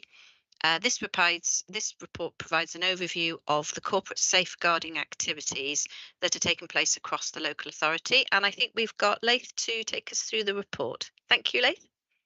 Okay, yeah, thank you, Chair. Yeah, good evening, everyone. So as the Chair mentioned, this is a report actually that is referred to all scrutiny committees, as well as actually audit committee as well. And normally for this particular committee that we just concentrate on section C of the safeguarding sort of report that relates to safer recruitment. So that's the bit that we normally concentrate on in this report. So just as an overview, I suppose it's an interesting one because it's quite I suppose you could argue a good news story to a certain extent. That actually the overall compliance for our safeguards and activity for all our appointments for the financial year 22-23 was actually run at 99%. We almost hit the 100, but not quite. Whereas the previous year for 21-22 was actually at 93%. So it was a big improvement in terms of the previous year's figures. In terms of clarification on some of that data, in terms of the joint figures, we look at this from a corporate and a schools perspective. We sort of separate the figures and also obviously put them together as an overall figure. We actually had 601 appointments that required new starters to be part of that safer recruitment activity. So that's where they needed various things before they start work, such as the references, the medical, the DBS checks, and registration with certain bodies, such as if they're working for a school, that they need a registration with the EWC, the Education Workforce Council, or similar activities within social services as well. So there's various checks that we have to go through in order to make sure that they've got the relevant qualifications and checks before they commence work. As part of that, then obviously we look at all those appointments, and as you can imagine, obviously a lot of those appointments relate to schools. And as part of the report, you can see there's usually a big peak of activity within September, where we take on obviously the majority of work within schools specifically. And it's probably the first time I've seen a 100% sort of activity of checks being undertaken within September, and I don't think I've ever seen that before, where the previous year was run at 90%. And obviously, based on the 601 figures, we did have six breaches alone, which is only about 1%, hence the 99% success rate. Just for clarity, if we just look at the school's figures, sort of itself, so out of the 601 appointments, 375 of those were within schools, and as we mentioned, just the 6 breaches within those schools there. So again, I don't think we could ask much more than that. We obviously have a lot of communication with the schools around those activities with the head teachers, and if we need to, we escalate any sort of breaches down or up the line, as it were, to the head teachers, and eventually, to our director of learning and skills if needs be, if it goes that far. Like I do think we didn't have to do that on this occasion or for this period. And actually, then from a corporate perspective, the remainder of the 226 sort of recruitment activities that come under safe recruitment, again, all 226 had the relevant checks in place, or they had appropriate risk assessments sort of in place as well. And I think what we've added to this year's report, which I don't think we've had previously, is that based on all the risk assessments sort of taking place for those 601 appointments, we actually entered at 85 risk assessments for those staff in order for them to commence work prior to some of those checks coming through. So things were put in place in order to make sure that, you know, they could undertake their work with those appropriate risk assessments sort of in place. So there were 85, which accounted to 14.1% of our new starters, where the previous year we were around 24% of those sort of new starters having risk assessments. So again, a big reduction in those risk assessments as well. And again, that's just I think worth noting. Again, we're sort of making improvements on those figures. A lot of it sometimes is outside of our control when you're trying to chase, you know, DBSs or references. Sometimes, you know, there's a lot of activity out there that we chase and ultimately you're relying on those external things happening and trying to speed things up. So again, I think, you know, the report, I think it explains, you know, again, how we performed for that year. So I'm happy to take any questions from the members. Thank you, Laith. Okay. And yes, it is a good news story because, you know, it's a better performance, which means it's a safer position for the authority to be in, isn't it? It is. And I think knowing there's a belt and braces approach as well to the few that you haven't been able to do immediately, but there's only a couple. That's really positive. Do we have anybody who'd like to ask any more questions on this report? No? That's good. That's great. Good. That's That's great very news. good. Thank you. Yeah. Thank you. Thank you very much. Okay, then, if we don't have any questions, we'll move to recommendations. And that is that this report was referred to us, as with all the other committees, on request for consideration, and that we have done so. So can we have a hand to move to the next agenda item, please? Thank you, Councillor Goodjohn. And a seconder?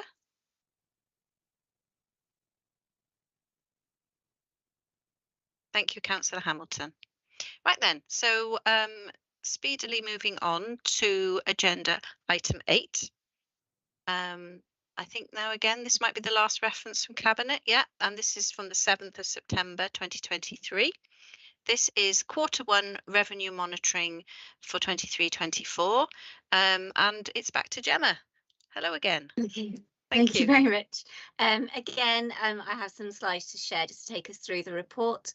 Q1 monitoring, so very early in the financial year, but there are some quite clear pressures that are emerging in the financial year, and they build on some of the challenges that we saw in the 22-23 outturn.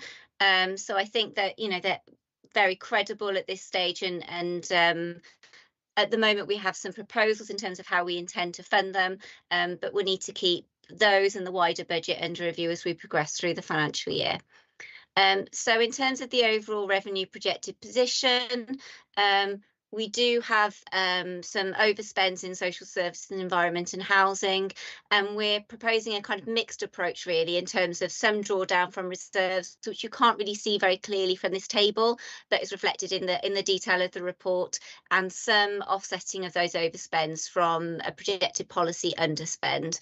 And that policy underspend is projected off the result of increased investment income, which we would be benefiting from on a temporary basis off the back of the increased bank rates, higher investment returns on our reserves that we're able to invest on a short-term basis. Of course, that's not a permanent position because those reserves will reduce over time, and we don't know what's going to happen with investment returns over time as well. The other surplus we have in policy is around being able to internally borrow, because we have higher than projected reserve balances, and we are doing that partly because of the high interest rates we're seeing, which we hope will come down in the medium term, but also because we've got those reserve balances, and the cost of borrowing is over and above what we would be getting through our typical investment routes as well. We did allow for some temporary savings around internal borrowing in 23-24, and this surplus is over and above that. There are some environments that are requested as part of the report as well that I just wanted to pick up. So these have been approved by Cabinet. But most notable, I think, is the 700,000 that's been allocated to environment and housing. And this reflects the fact that when we allocated the corporate energy cost pressure as part of the 23-24 budget, we allocated it all to the office accommodation line. And obviously some of that needs to be reallocated. So we're moving 700,000 of that to environment and housing to offset some of the pressures around street lighting costs in year. So in terms of some of the key themes around the monitoring position at Q1, we do have significant emerging pressures in social services. So we had already planned quite a significant drawdown from reserves in year. So we when we set the 23-24 budget, we significantly increased the fees that we were going to pay in the domiciliary care sector, and we had a significant backlog, and we were struggling to commission care that we needed to commission. So we're now able to commission that care, and we've been able to commission that a lot faster than we'd actually allowed for in the budget. So the £2 million step in will be drawn down from reserves in year. We had also planned for 2 million drawdown from the reserves as part of the budget programme, which is being stepped down over 5 years. And a bit more detail around that social services budget programme is included in the report. We do have an overspend over and above that, and we're proposing to draw down an additional £3 million from social services reserve.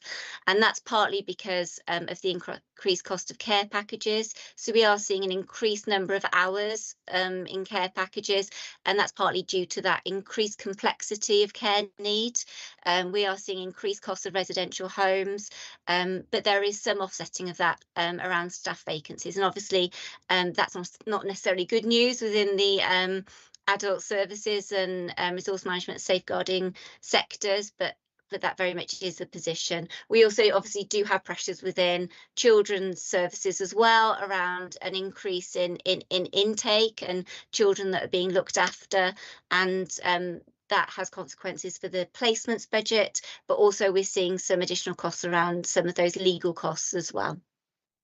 In terms of neighbourhood services, we're seeing increased costs around potholes, and we saw that emerging in 22-23, and that's continued to be an issue in 23-24. And we're also seeing some additional costs around those additional market forces payments for HGV drivers. There are a number of other pressures that are kind of drawn out within neighbourhood services, but they're currently expected to be managed within budgets in year or through some use of reserves. So there's nothing over and above that reporting at the moment, but as I say, very early in the financial year. There are also some emerging pressures in place in respect of income and then the shortfall against savings.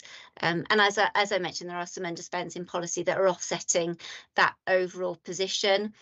This doesn't specifically draw out the position in schools. The delegated schools budget is kind of budgeted to come back on budget, but that masks a projected drawdown in reserves, which is similar to last year of around 6 million. And we do have a number of schools that don't currently have a balanced budget. They are able to have a set of balanced budget within the 3 to 5 year period, and the council are continuing to work with those schools, and there's a number of support arrangements, including some kind of peer support for head teachers that have been put in place to try and resolve that situation. And again, I think that's a situation that is being seen across Wales to a certain extent. In terms of the next slide, this just sets out the savings position, and that's there's an appendix that sets out that in far more detail. There is some slippage against the 23-24 savings, and we need to keep that under review as we progress through the year. And that's partly because we'd not been able to implement some of those savings to the timescales we'd hoped, and partly because some of those savings, as we've done some additional work around it, there's been unintended consequences, and so we're now looking at alternative options for achieving those savings. There is some mitigation in year, so for instance, in neighbourhood services and housing, there's some mitigation around that grass cutting saving, with some additional enforcement income, and some additional mitigation around some of the corporate resources savings as well. And these slides just take us through some of the directorates. So I think I've talked about most of these as we go through. So there's, again, some drawdown from reserves for schools, and this sets out a little bit more detail around some of the schools' deficit budgets. Centrally, we do have pressures around the early retirement and voluntary redundancy budgets, and that will be underwritten by the pay pressures reserve, and there is some assumed drawdown from reserve that's reflected in the reserves projection. And then some pressures that I think we've discussed in previous years, they continue to be themes, and there'll be themes in the cost pressures that we look at in the coming months as well. So around out of county income and the children's placements budget. And we also have this pressure around Welsh medium resource base. There is some shortfall that's pulled out here in terms of learning and skills around the arts service income target as well. In terms of social services, I've gone into that in quite a lot of detail, but I didn't pick up as well that there's also some pressures around residential homes, around some of those staffing costs, and they will also need to be reflected in the cost pressures that we draw out for the 24-25 budget. I mean, I think in the past, some of the outturn position in social services has been slightly distorted by some additional grant income. But I think potentially we're unlikely to be in that position in 23-24, given some of the overspends that we're seeing reported across the NHS and Welsh Government. In terms of environment and housing, as I say, the main pressures there around patching and potholes, and around the staffing budgets. There are obviously some other pressures that are reported. Things like ash dieback can be managed from the reserve in 23-24, but will be a pressure beyond that. And there are also some other pressures around homelessness, and that's being addressed in part by the rapid rehousing strategy. There also is a sizable housing strategy reserve that can be used in the short term, but potentially pressures for future financial years. This slide just picks up the position for corporate resources. So as I say, there is some delays to the implementation of savings in corporate resources. We do have an overspend in coroner services, which is a joint service that's managed by RCT. There is a shortfall on legal services income, and we're also seeing some additional Microsoft licensing costs that are affecting the outturn position there. But currently, overall, for corporate resources, we're projecting a very small underspend overall. And then in terms of place, there are some pressures around the Vale Enterprise Centre, planning fees, and also private housing, and that's partly around the fee income on disabled facility grants. And this slide then just sets out the projected reserve position. So significant drawdown from reserves for capital funding. There are also a number of planned transfers from reserves, and this includes that expected drawdown from schools, and also the step in for social services and the budget programme for social services. The additional drawdown for social services then is showed in that unplanned drawdown from reserves column.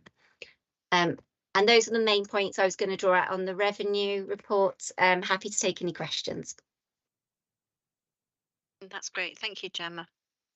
Councillor Franks, would you like to ask your question? Yes, please. Yeah. Thank you. I'd like to address my points to the relevant cabinet member, please. I'm quite surprised that after only 3 months, we've had to have unplanned drawdown of reserves of 3.2 million. Now, I am right. This is just to end of June, isn't it? This report. So I find that perplexing that such a huge amount has already been drawn. And I presume in July, August and September, we've had similar issues. If I'm interpreting this correctly, Cabinet Member, I really do think that the Cabinet should be looking at this issue again, and there should be an up-to-date report on this specific matter. And turning to education, I'm not at all surprised that our schools are in difficulty. Gemma has made reference, I think, to budgets that aren't balancing, but there's no surprise here. The Cabinet and the Council were warned that to take £2 million out of the schools budget was a disaster, and so it's come to pass. It gives me no pleasure in saying that, but that's the reality. Thank you, Chair. Thank you, Councillor Franks. Now, Gemma has put her hand up because I know that she would like to help you understand the use of reserves in this context. So Gemma, over to you. Thank you.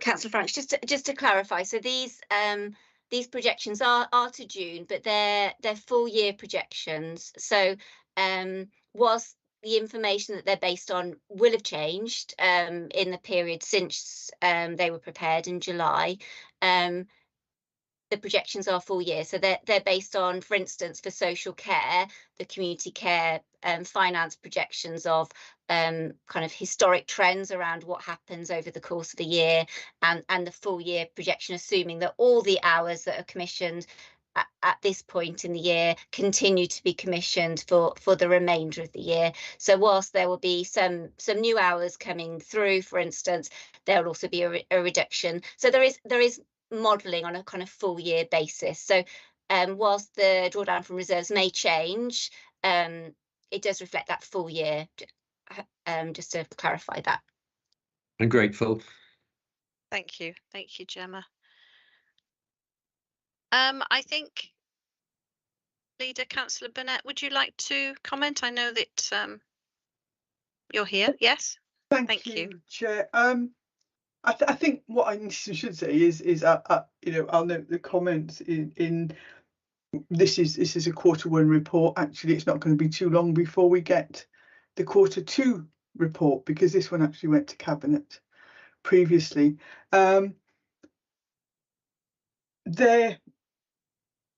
There are going to be differences as we go through the year, as there always are, and you know, as we have done today, we've laid out our budget strategy going forward for next year. This will be discussed on quite a regular basis up until March next year, and I think that, you know, when you talk about the way in which schools have been affected, totally agree, but schools are half of our overall spend.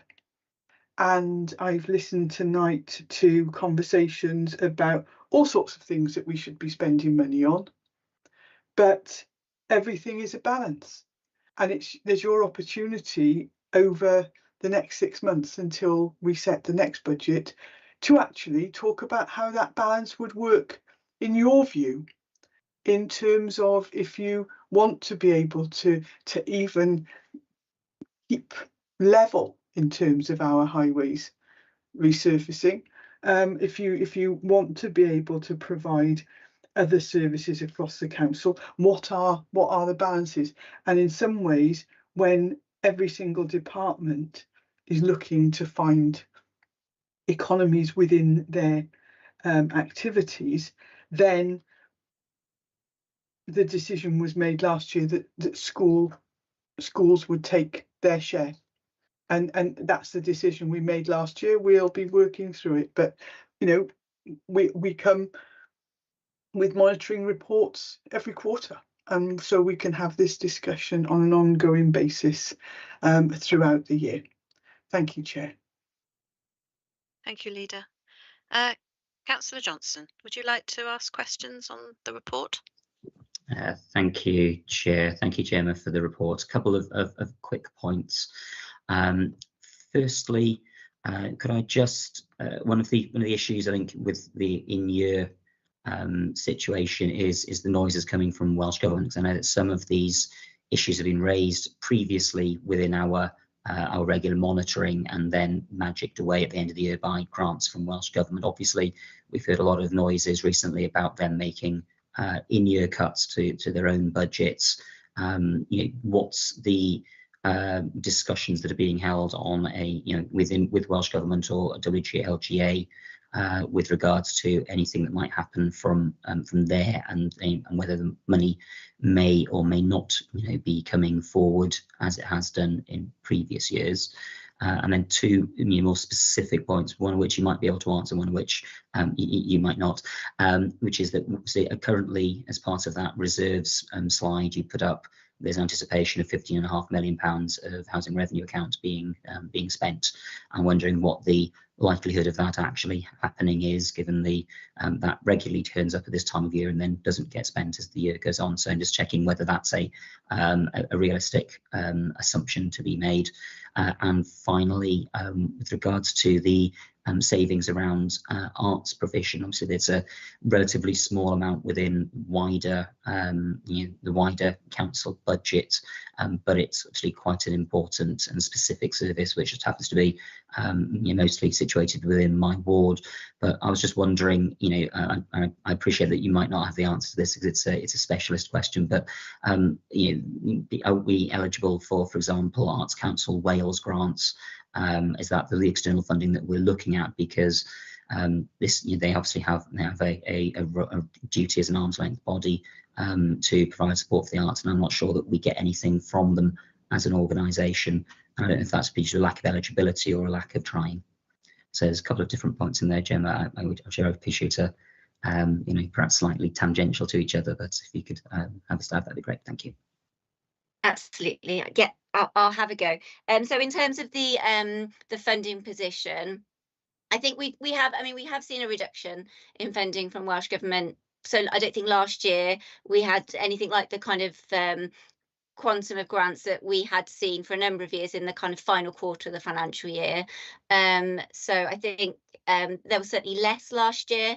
Obviously, we don't allow for any grants unless we've got a funding letter, because it wouldn't be prudent to. So I don't think that we're expecting any additional grants, and that's certainly the position that is reflected within this monitoring.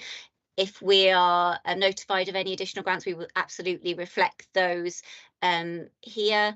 I believe that currently there's no conversations about cutting a current or agreed funding to local authorities as part of those in-year conversations, and although we are working with our colleagues on the Regional Integration Fund around that kind of joint funding with health, and looking at how that's being allocated in year and whether there's any underspends that could be utilised there. In terms of the HRA reserves, you're absolutely right. The use of the HRA reserve is very closely linked with the delivery of the HRA capital programme. So where there's any slippage in the HRA capital programme, we do see then a reduction in the drawdown from reserves. I think we did do some work as part, not to say we've got it right, Councillor Johnson, but we did do some work around trying to make sure that the funding was profiled more into the next 3 years rather than just all moved into the next financial year, as part of some of the slippage and review of the housing improvement programme. We are due an update of the housing improvement programme, and so it absolutely could be that drawdown from reserves is impacted by that review of the housing improvement programme, and largely that will be linked to delivery of schemes, although my understanding is that where we are, for instance, encountering delays on some of the new build schemes, that other schemes, that funding will be vied across to other schemes that are progressing well. So we will have an update though in terms of that drawdown from reserves, I hope, when we bring the next monitoring report. So that's due to come then. I apologise, I haven't got an answer on the Arts Council funding, but I'm absolutely happy to take that away and get an answer brought to you. That's great. Thank you. Anybody else got any questions on this particular report? No? Okay. Well, thank you, Gemma.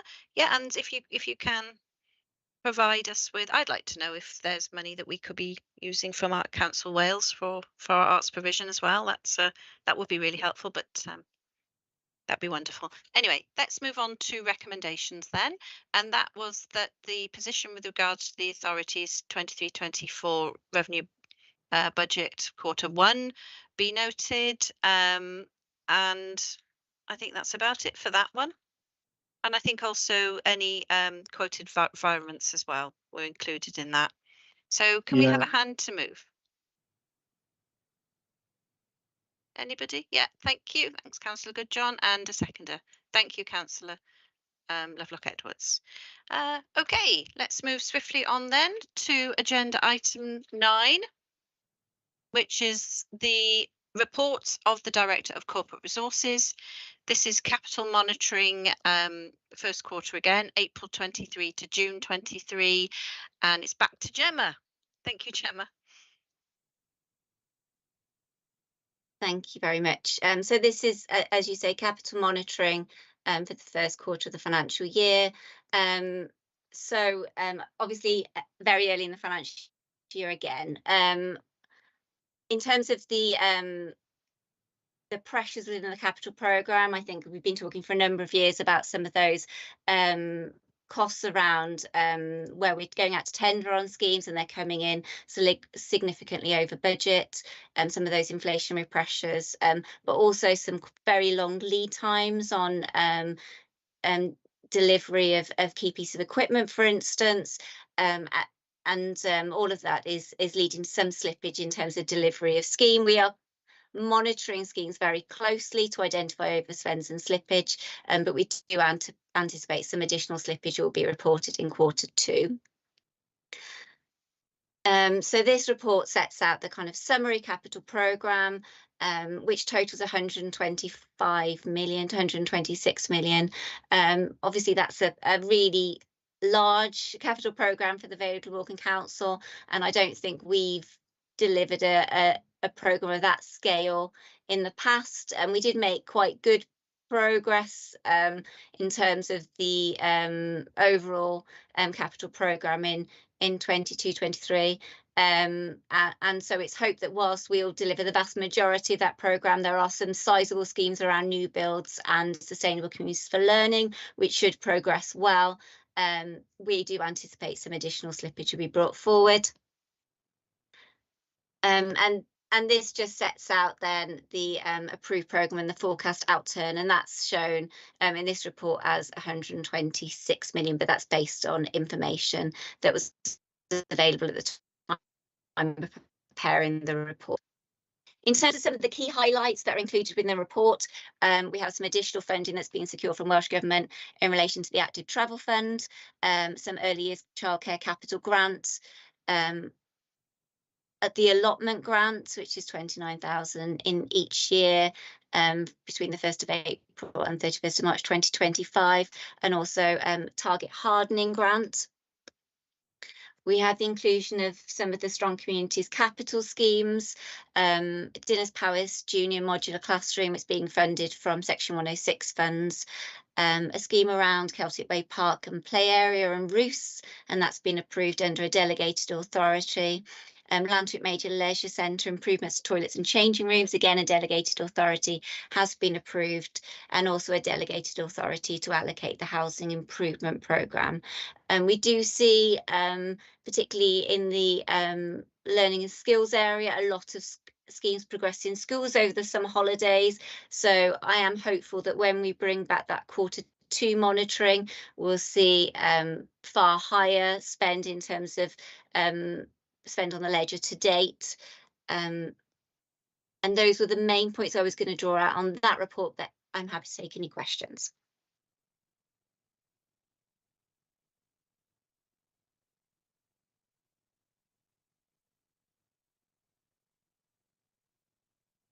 Sorry, muted, Chair. Thank you, Councillor Johnson. Over to you. Thanks, Gemma. Again, I don't know, it's going to be quite niche, but it's paragraph 2.23 of the report, which is on the Barry Dock interchange, and it's about monies to secure the former BT depot site at Barry Waterfront. I'm just checking.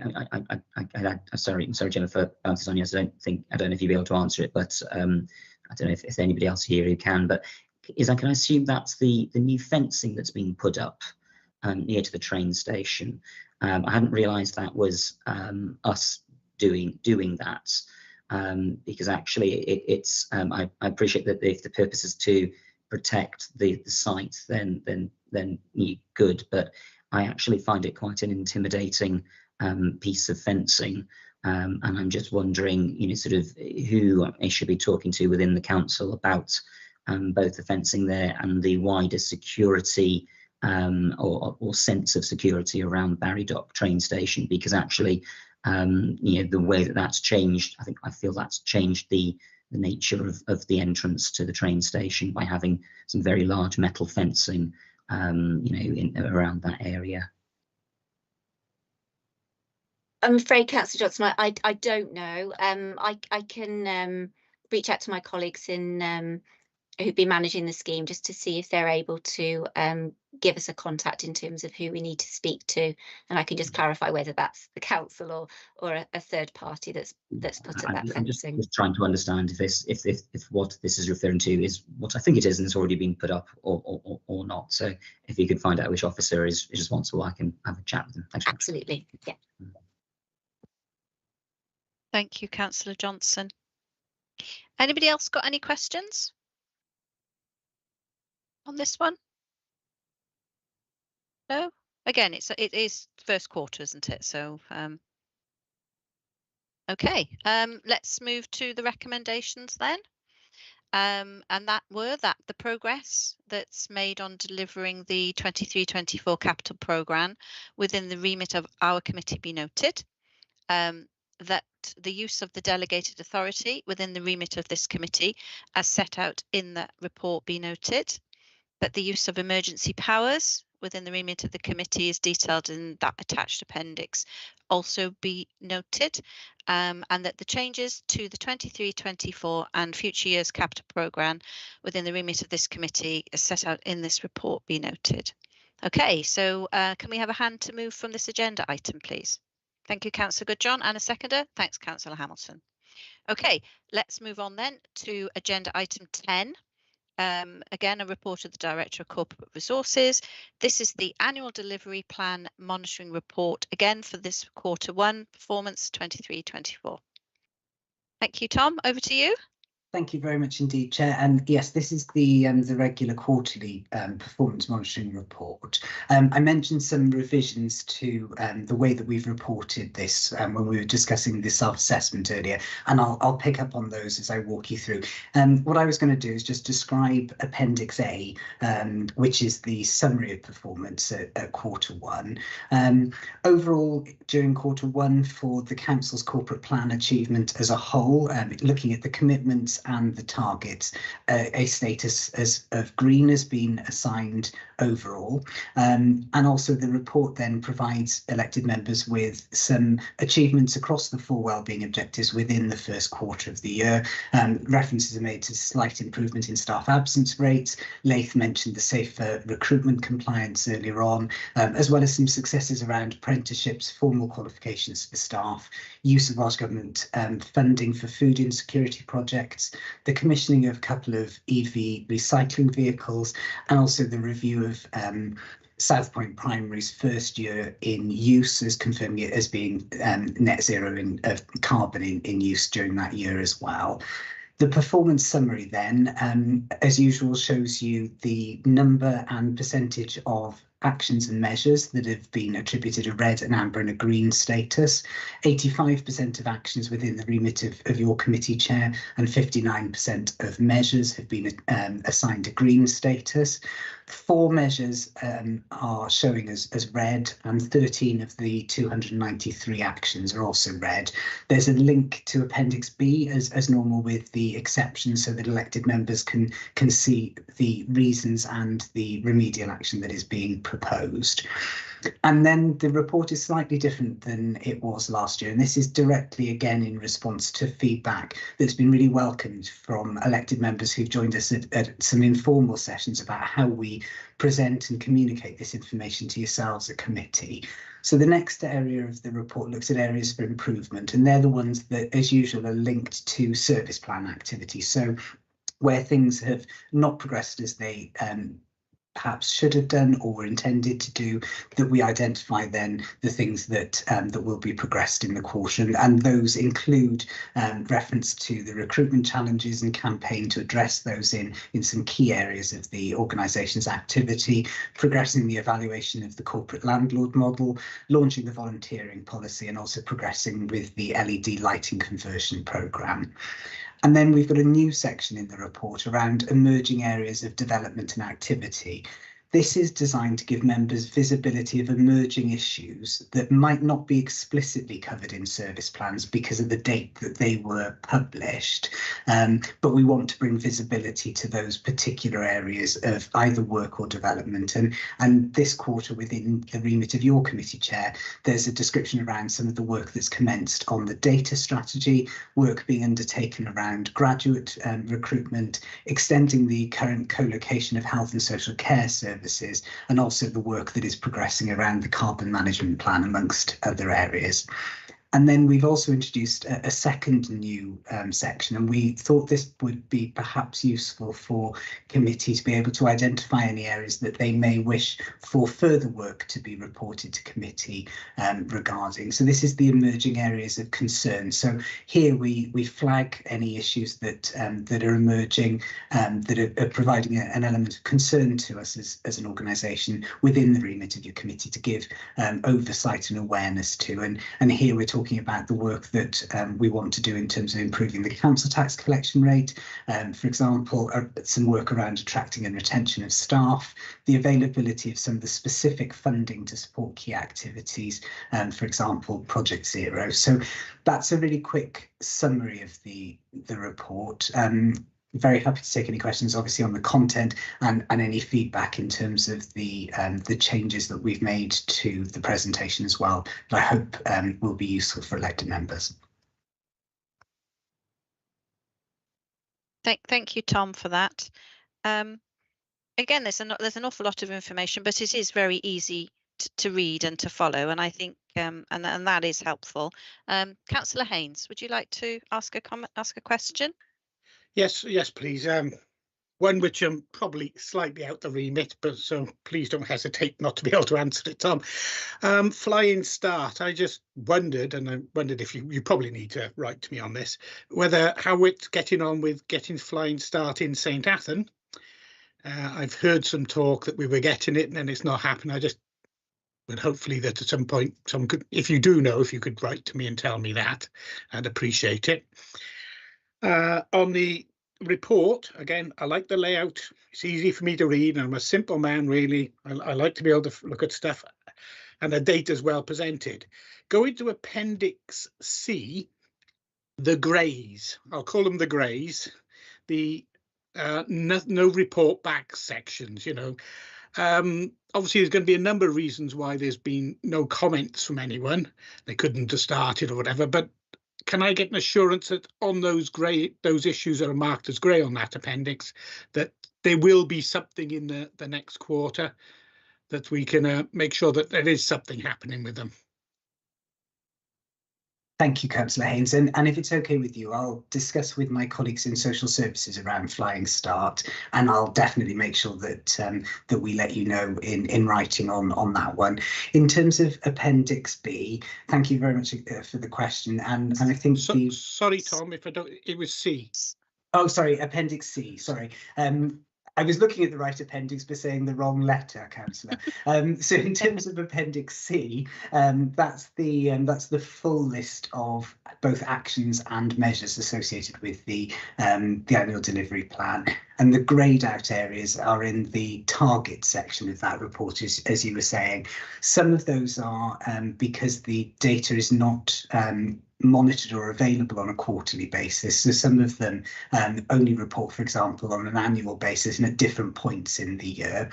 As soon as that data is available, absolutely elected members will have it. And some of it is also as a result of being new indicators for the year. And sometimes then that means that we have the first year in use of that indicator while we establish a baseline to report on. But absolutely, Councillor, as soon as the information is available, it will be reported within that Appendix C.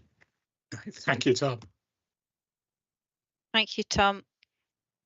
I do understand what Councillor Haynes is saying. There are some service plan actions where the commentary is quite vague, or it says no commentary provided. And I think I feel a little bit the same, really. And I know it's difficult when you're trying to get a response from everybody, but I'd like to see a reason where they haven't. So yeah, next time round, especially those, I think they should have another warning of you must give us a commentary for those ones. But thank you, Nicholas. Councillor Wood, sorry. Okay. Thank you, Chair. Thank you, Tom.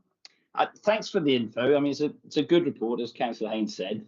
I'm quite interested to see some of the new measurements for 23-24, and maybe it's not your personal remit, but just like to put it on record that I was quite astonished to see that only 82% of kids or pupils who should be attending secondary school are attending secondary school, which I found quite amazing, which is a fifth, essentially, who are missing. So I look forward to seeing this number reviewed, if we can review it quarterly, or if it's yearly, as it's meant to be, or quarterly. Just wanted to note that I find that it's a fifth of pupils. Junior school's slightly better, but just wanted to put it on the record that I was quite shocked to see that number. Yeah, I think Councillor. Oh, sorry, Tom. No. I was just going to say that I know that topic is hotly being debated in L&D, and there is a national issue with children being absent from school after COVID.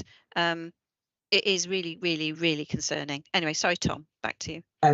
No, not at all, Chair. All I was going to say is absolutely that Learning and Culture Scrutiny Committee are discussing that, and there is a council-led campaign to look at encouraging attendance to improve. Absolutely, as you say. So my colleagues in Learning and Skills are working very hard across all schools to look at that particular issue, and absolutely one of the reasons for introducing that areas of emerging concern, for example, is that whilst it might not have been as much of a known issue when service plans and targets were being set back at the turn of the year, because it's such an important issue now, that's a mechanism for making sure that it's regularly reported to members so that you've got that scrutiny and oversight. I'll ask the Learning Committee, the Education Committee, if that's remarkably lower than it was prior to COVID. I hope the issue is only COVID, but anyway, thanks. It's a good report. Thank you. Councillor Johnson. Thank you. So I'll actually pick up on I think a couple of those points that have already been raised. I think that a lot of the red marked outcomes here have no update for this quarter. So I was just looking to understand where there's a difference between those greyed out areas where maybe there's an annual presentation and where it's been no update, so it's red. I mean, does that mean that is that different to nothing has happened in this area? In which case, is there an explanation that should be provided? It seems to come up quite frequently that red, alongside a no update this quarter, and quite specifically, and it's on page 178 of the report.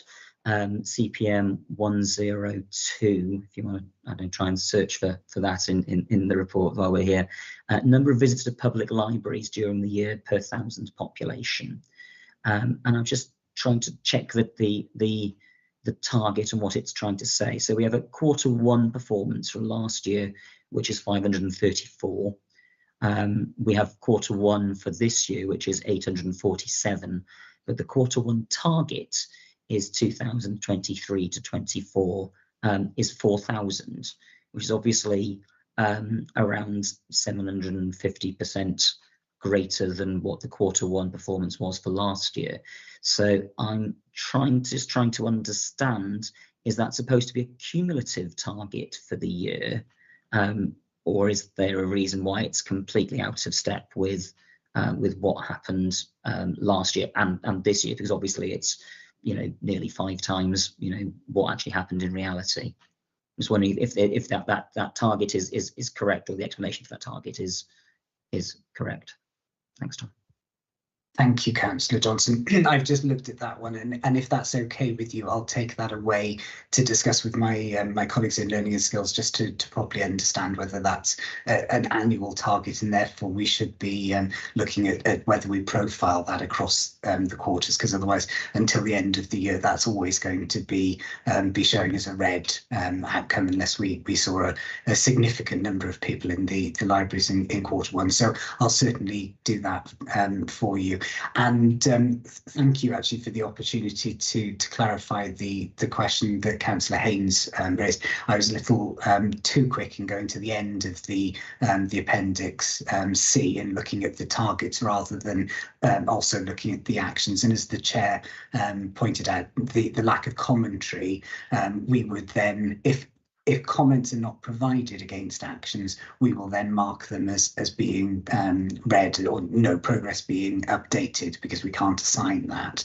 So that's why they then appear in Appendix B in terms of exceptions within the remit of your committee. So in terms of the actions that updates are not provided for, what I will do is take that issue back to my colleagues in the leadership team to make sure that we're encouraging the colleagues to make sure that those updates are provided. What we try and do is make sure that we're as transparent as possible, and if we don't have the update, we don't provide the update, obviously, to yourselves, and we don't assign a percentage completion to it, and that's why it then appears in your exceptions. Thank you, Tom.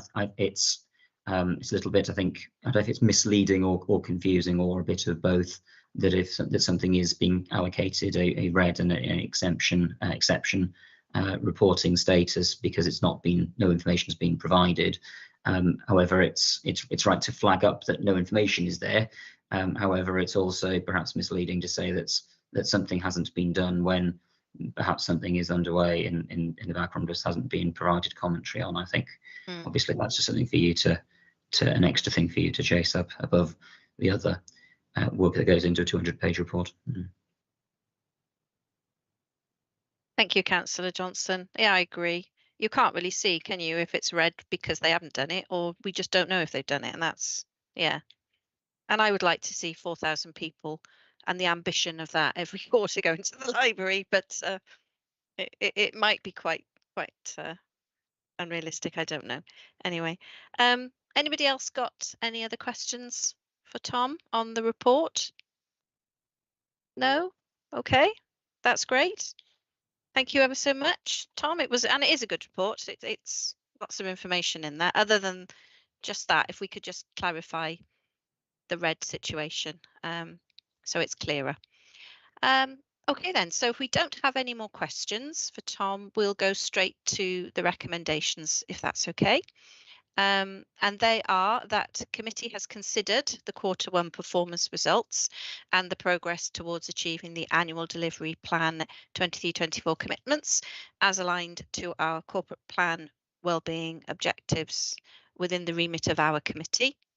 That committee considers the remedial actions to be taken to address areas of underperformance and tackle the key challenges identified within the remit of our committee. Our views and recommendations referred thereafter to Cabinet for their consideration and approval. And I think have we captured those clearly, Mark, or do you want us to review? I think we really wanted just the red markings so that we can be clear if something is in progress, or it's just because, you know, it hasn't happened at all. Just so we know what we're looking at. I think that would be really helpful. Yeah. Okay. Yeah. Okay. Well, that is a comment back to committee, that to cabinet then, Chair, and obviously Tom is here and he'll take it back to his team as well. Yes, and he'll follow up those separate questions as well with social care and that. So that's great. And I think it was First Start, wasn't it? That Flying Start, yeah. Flying Start, that was it, not First Start. Sorry. So in terms of recommendation 1, Chair, if yourself and committee are looking to note that, and then for number 2, we'll obviously include the comments that have already been alluded to for consideration of the cabinet. That would be lovely. Thank you ever so much. Okay then, so if everybody's happy with that, can we have a hand to move from this agenda item? Thank you, Councillor Goodjohn, and a seconder. Thank you, Councillor Hamilton. Okay, thank you very much. I think agenda item 11 then, which are any items the chair's decided are urgent. I don't have any, okay. There's also then agenda item 12, which is the part 2 part of press and public exclusions part here of any items that the chair's decided are urgent, and there aren't any of those either. So I think then I can now decide to close this meeting because there aren't any other items to discuss. Thank everybody for their participation. It's been another long one, but still, I think it's been a good meeting. I'd like to take this opportunity as well to thank Gemma, because she did a sterling job there. An awful lot of information, and she stood really well. So can we just clarify the date for the next meeting, please, Mark, before we finish? Yes, Chair. The next meeting is currently scheduled for Wednesday, the 18th of October. Okay, that's brilliant. So Wednesday, the 18th. Lovely. Good night, everybody, then, and see you all next time. Thank you. Good night, Chair. Thank you very much. Good night, Chair. Thank you.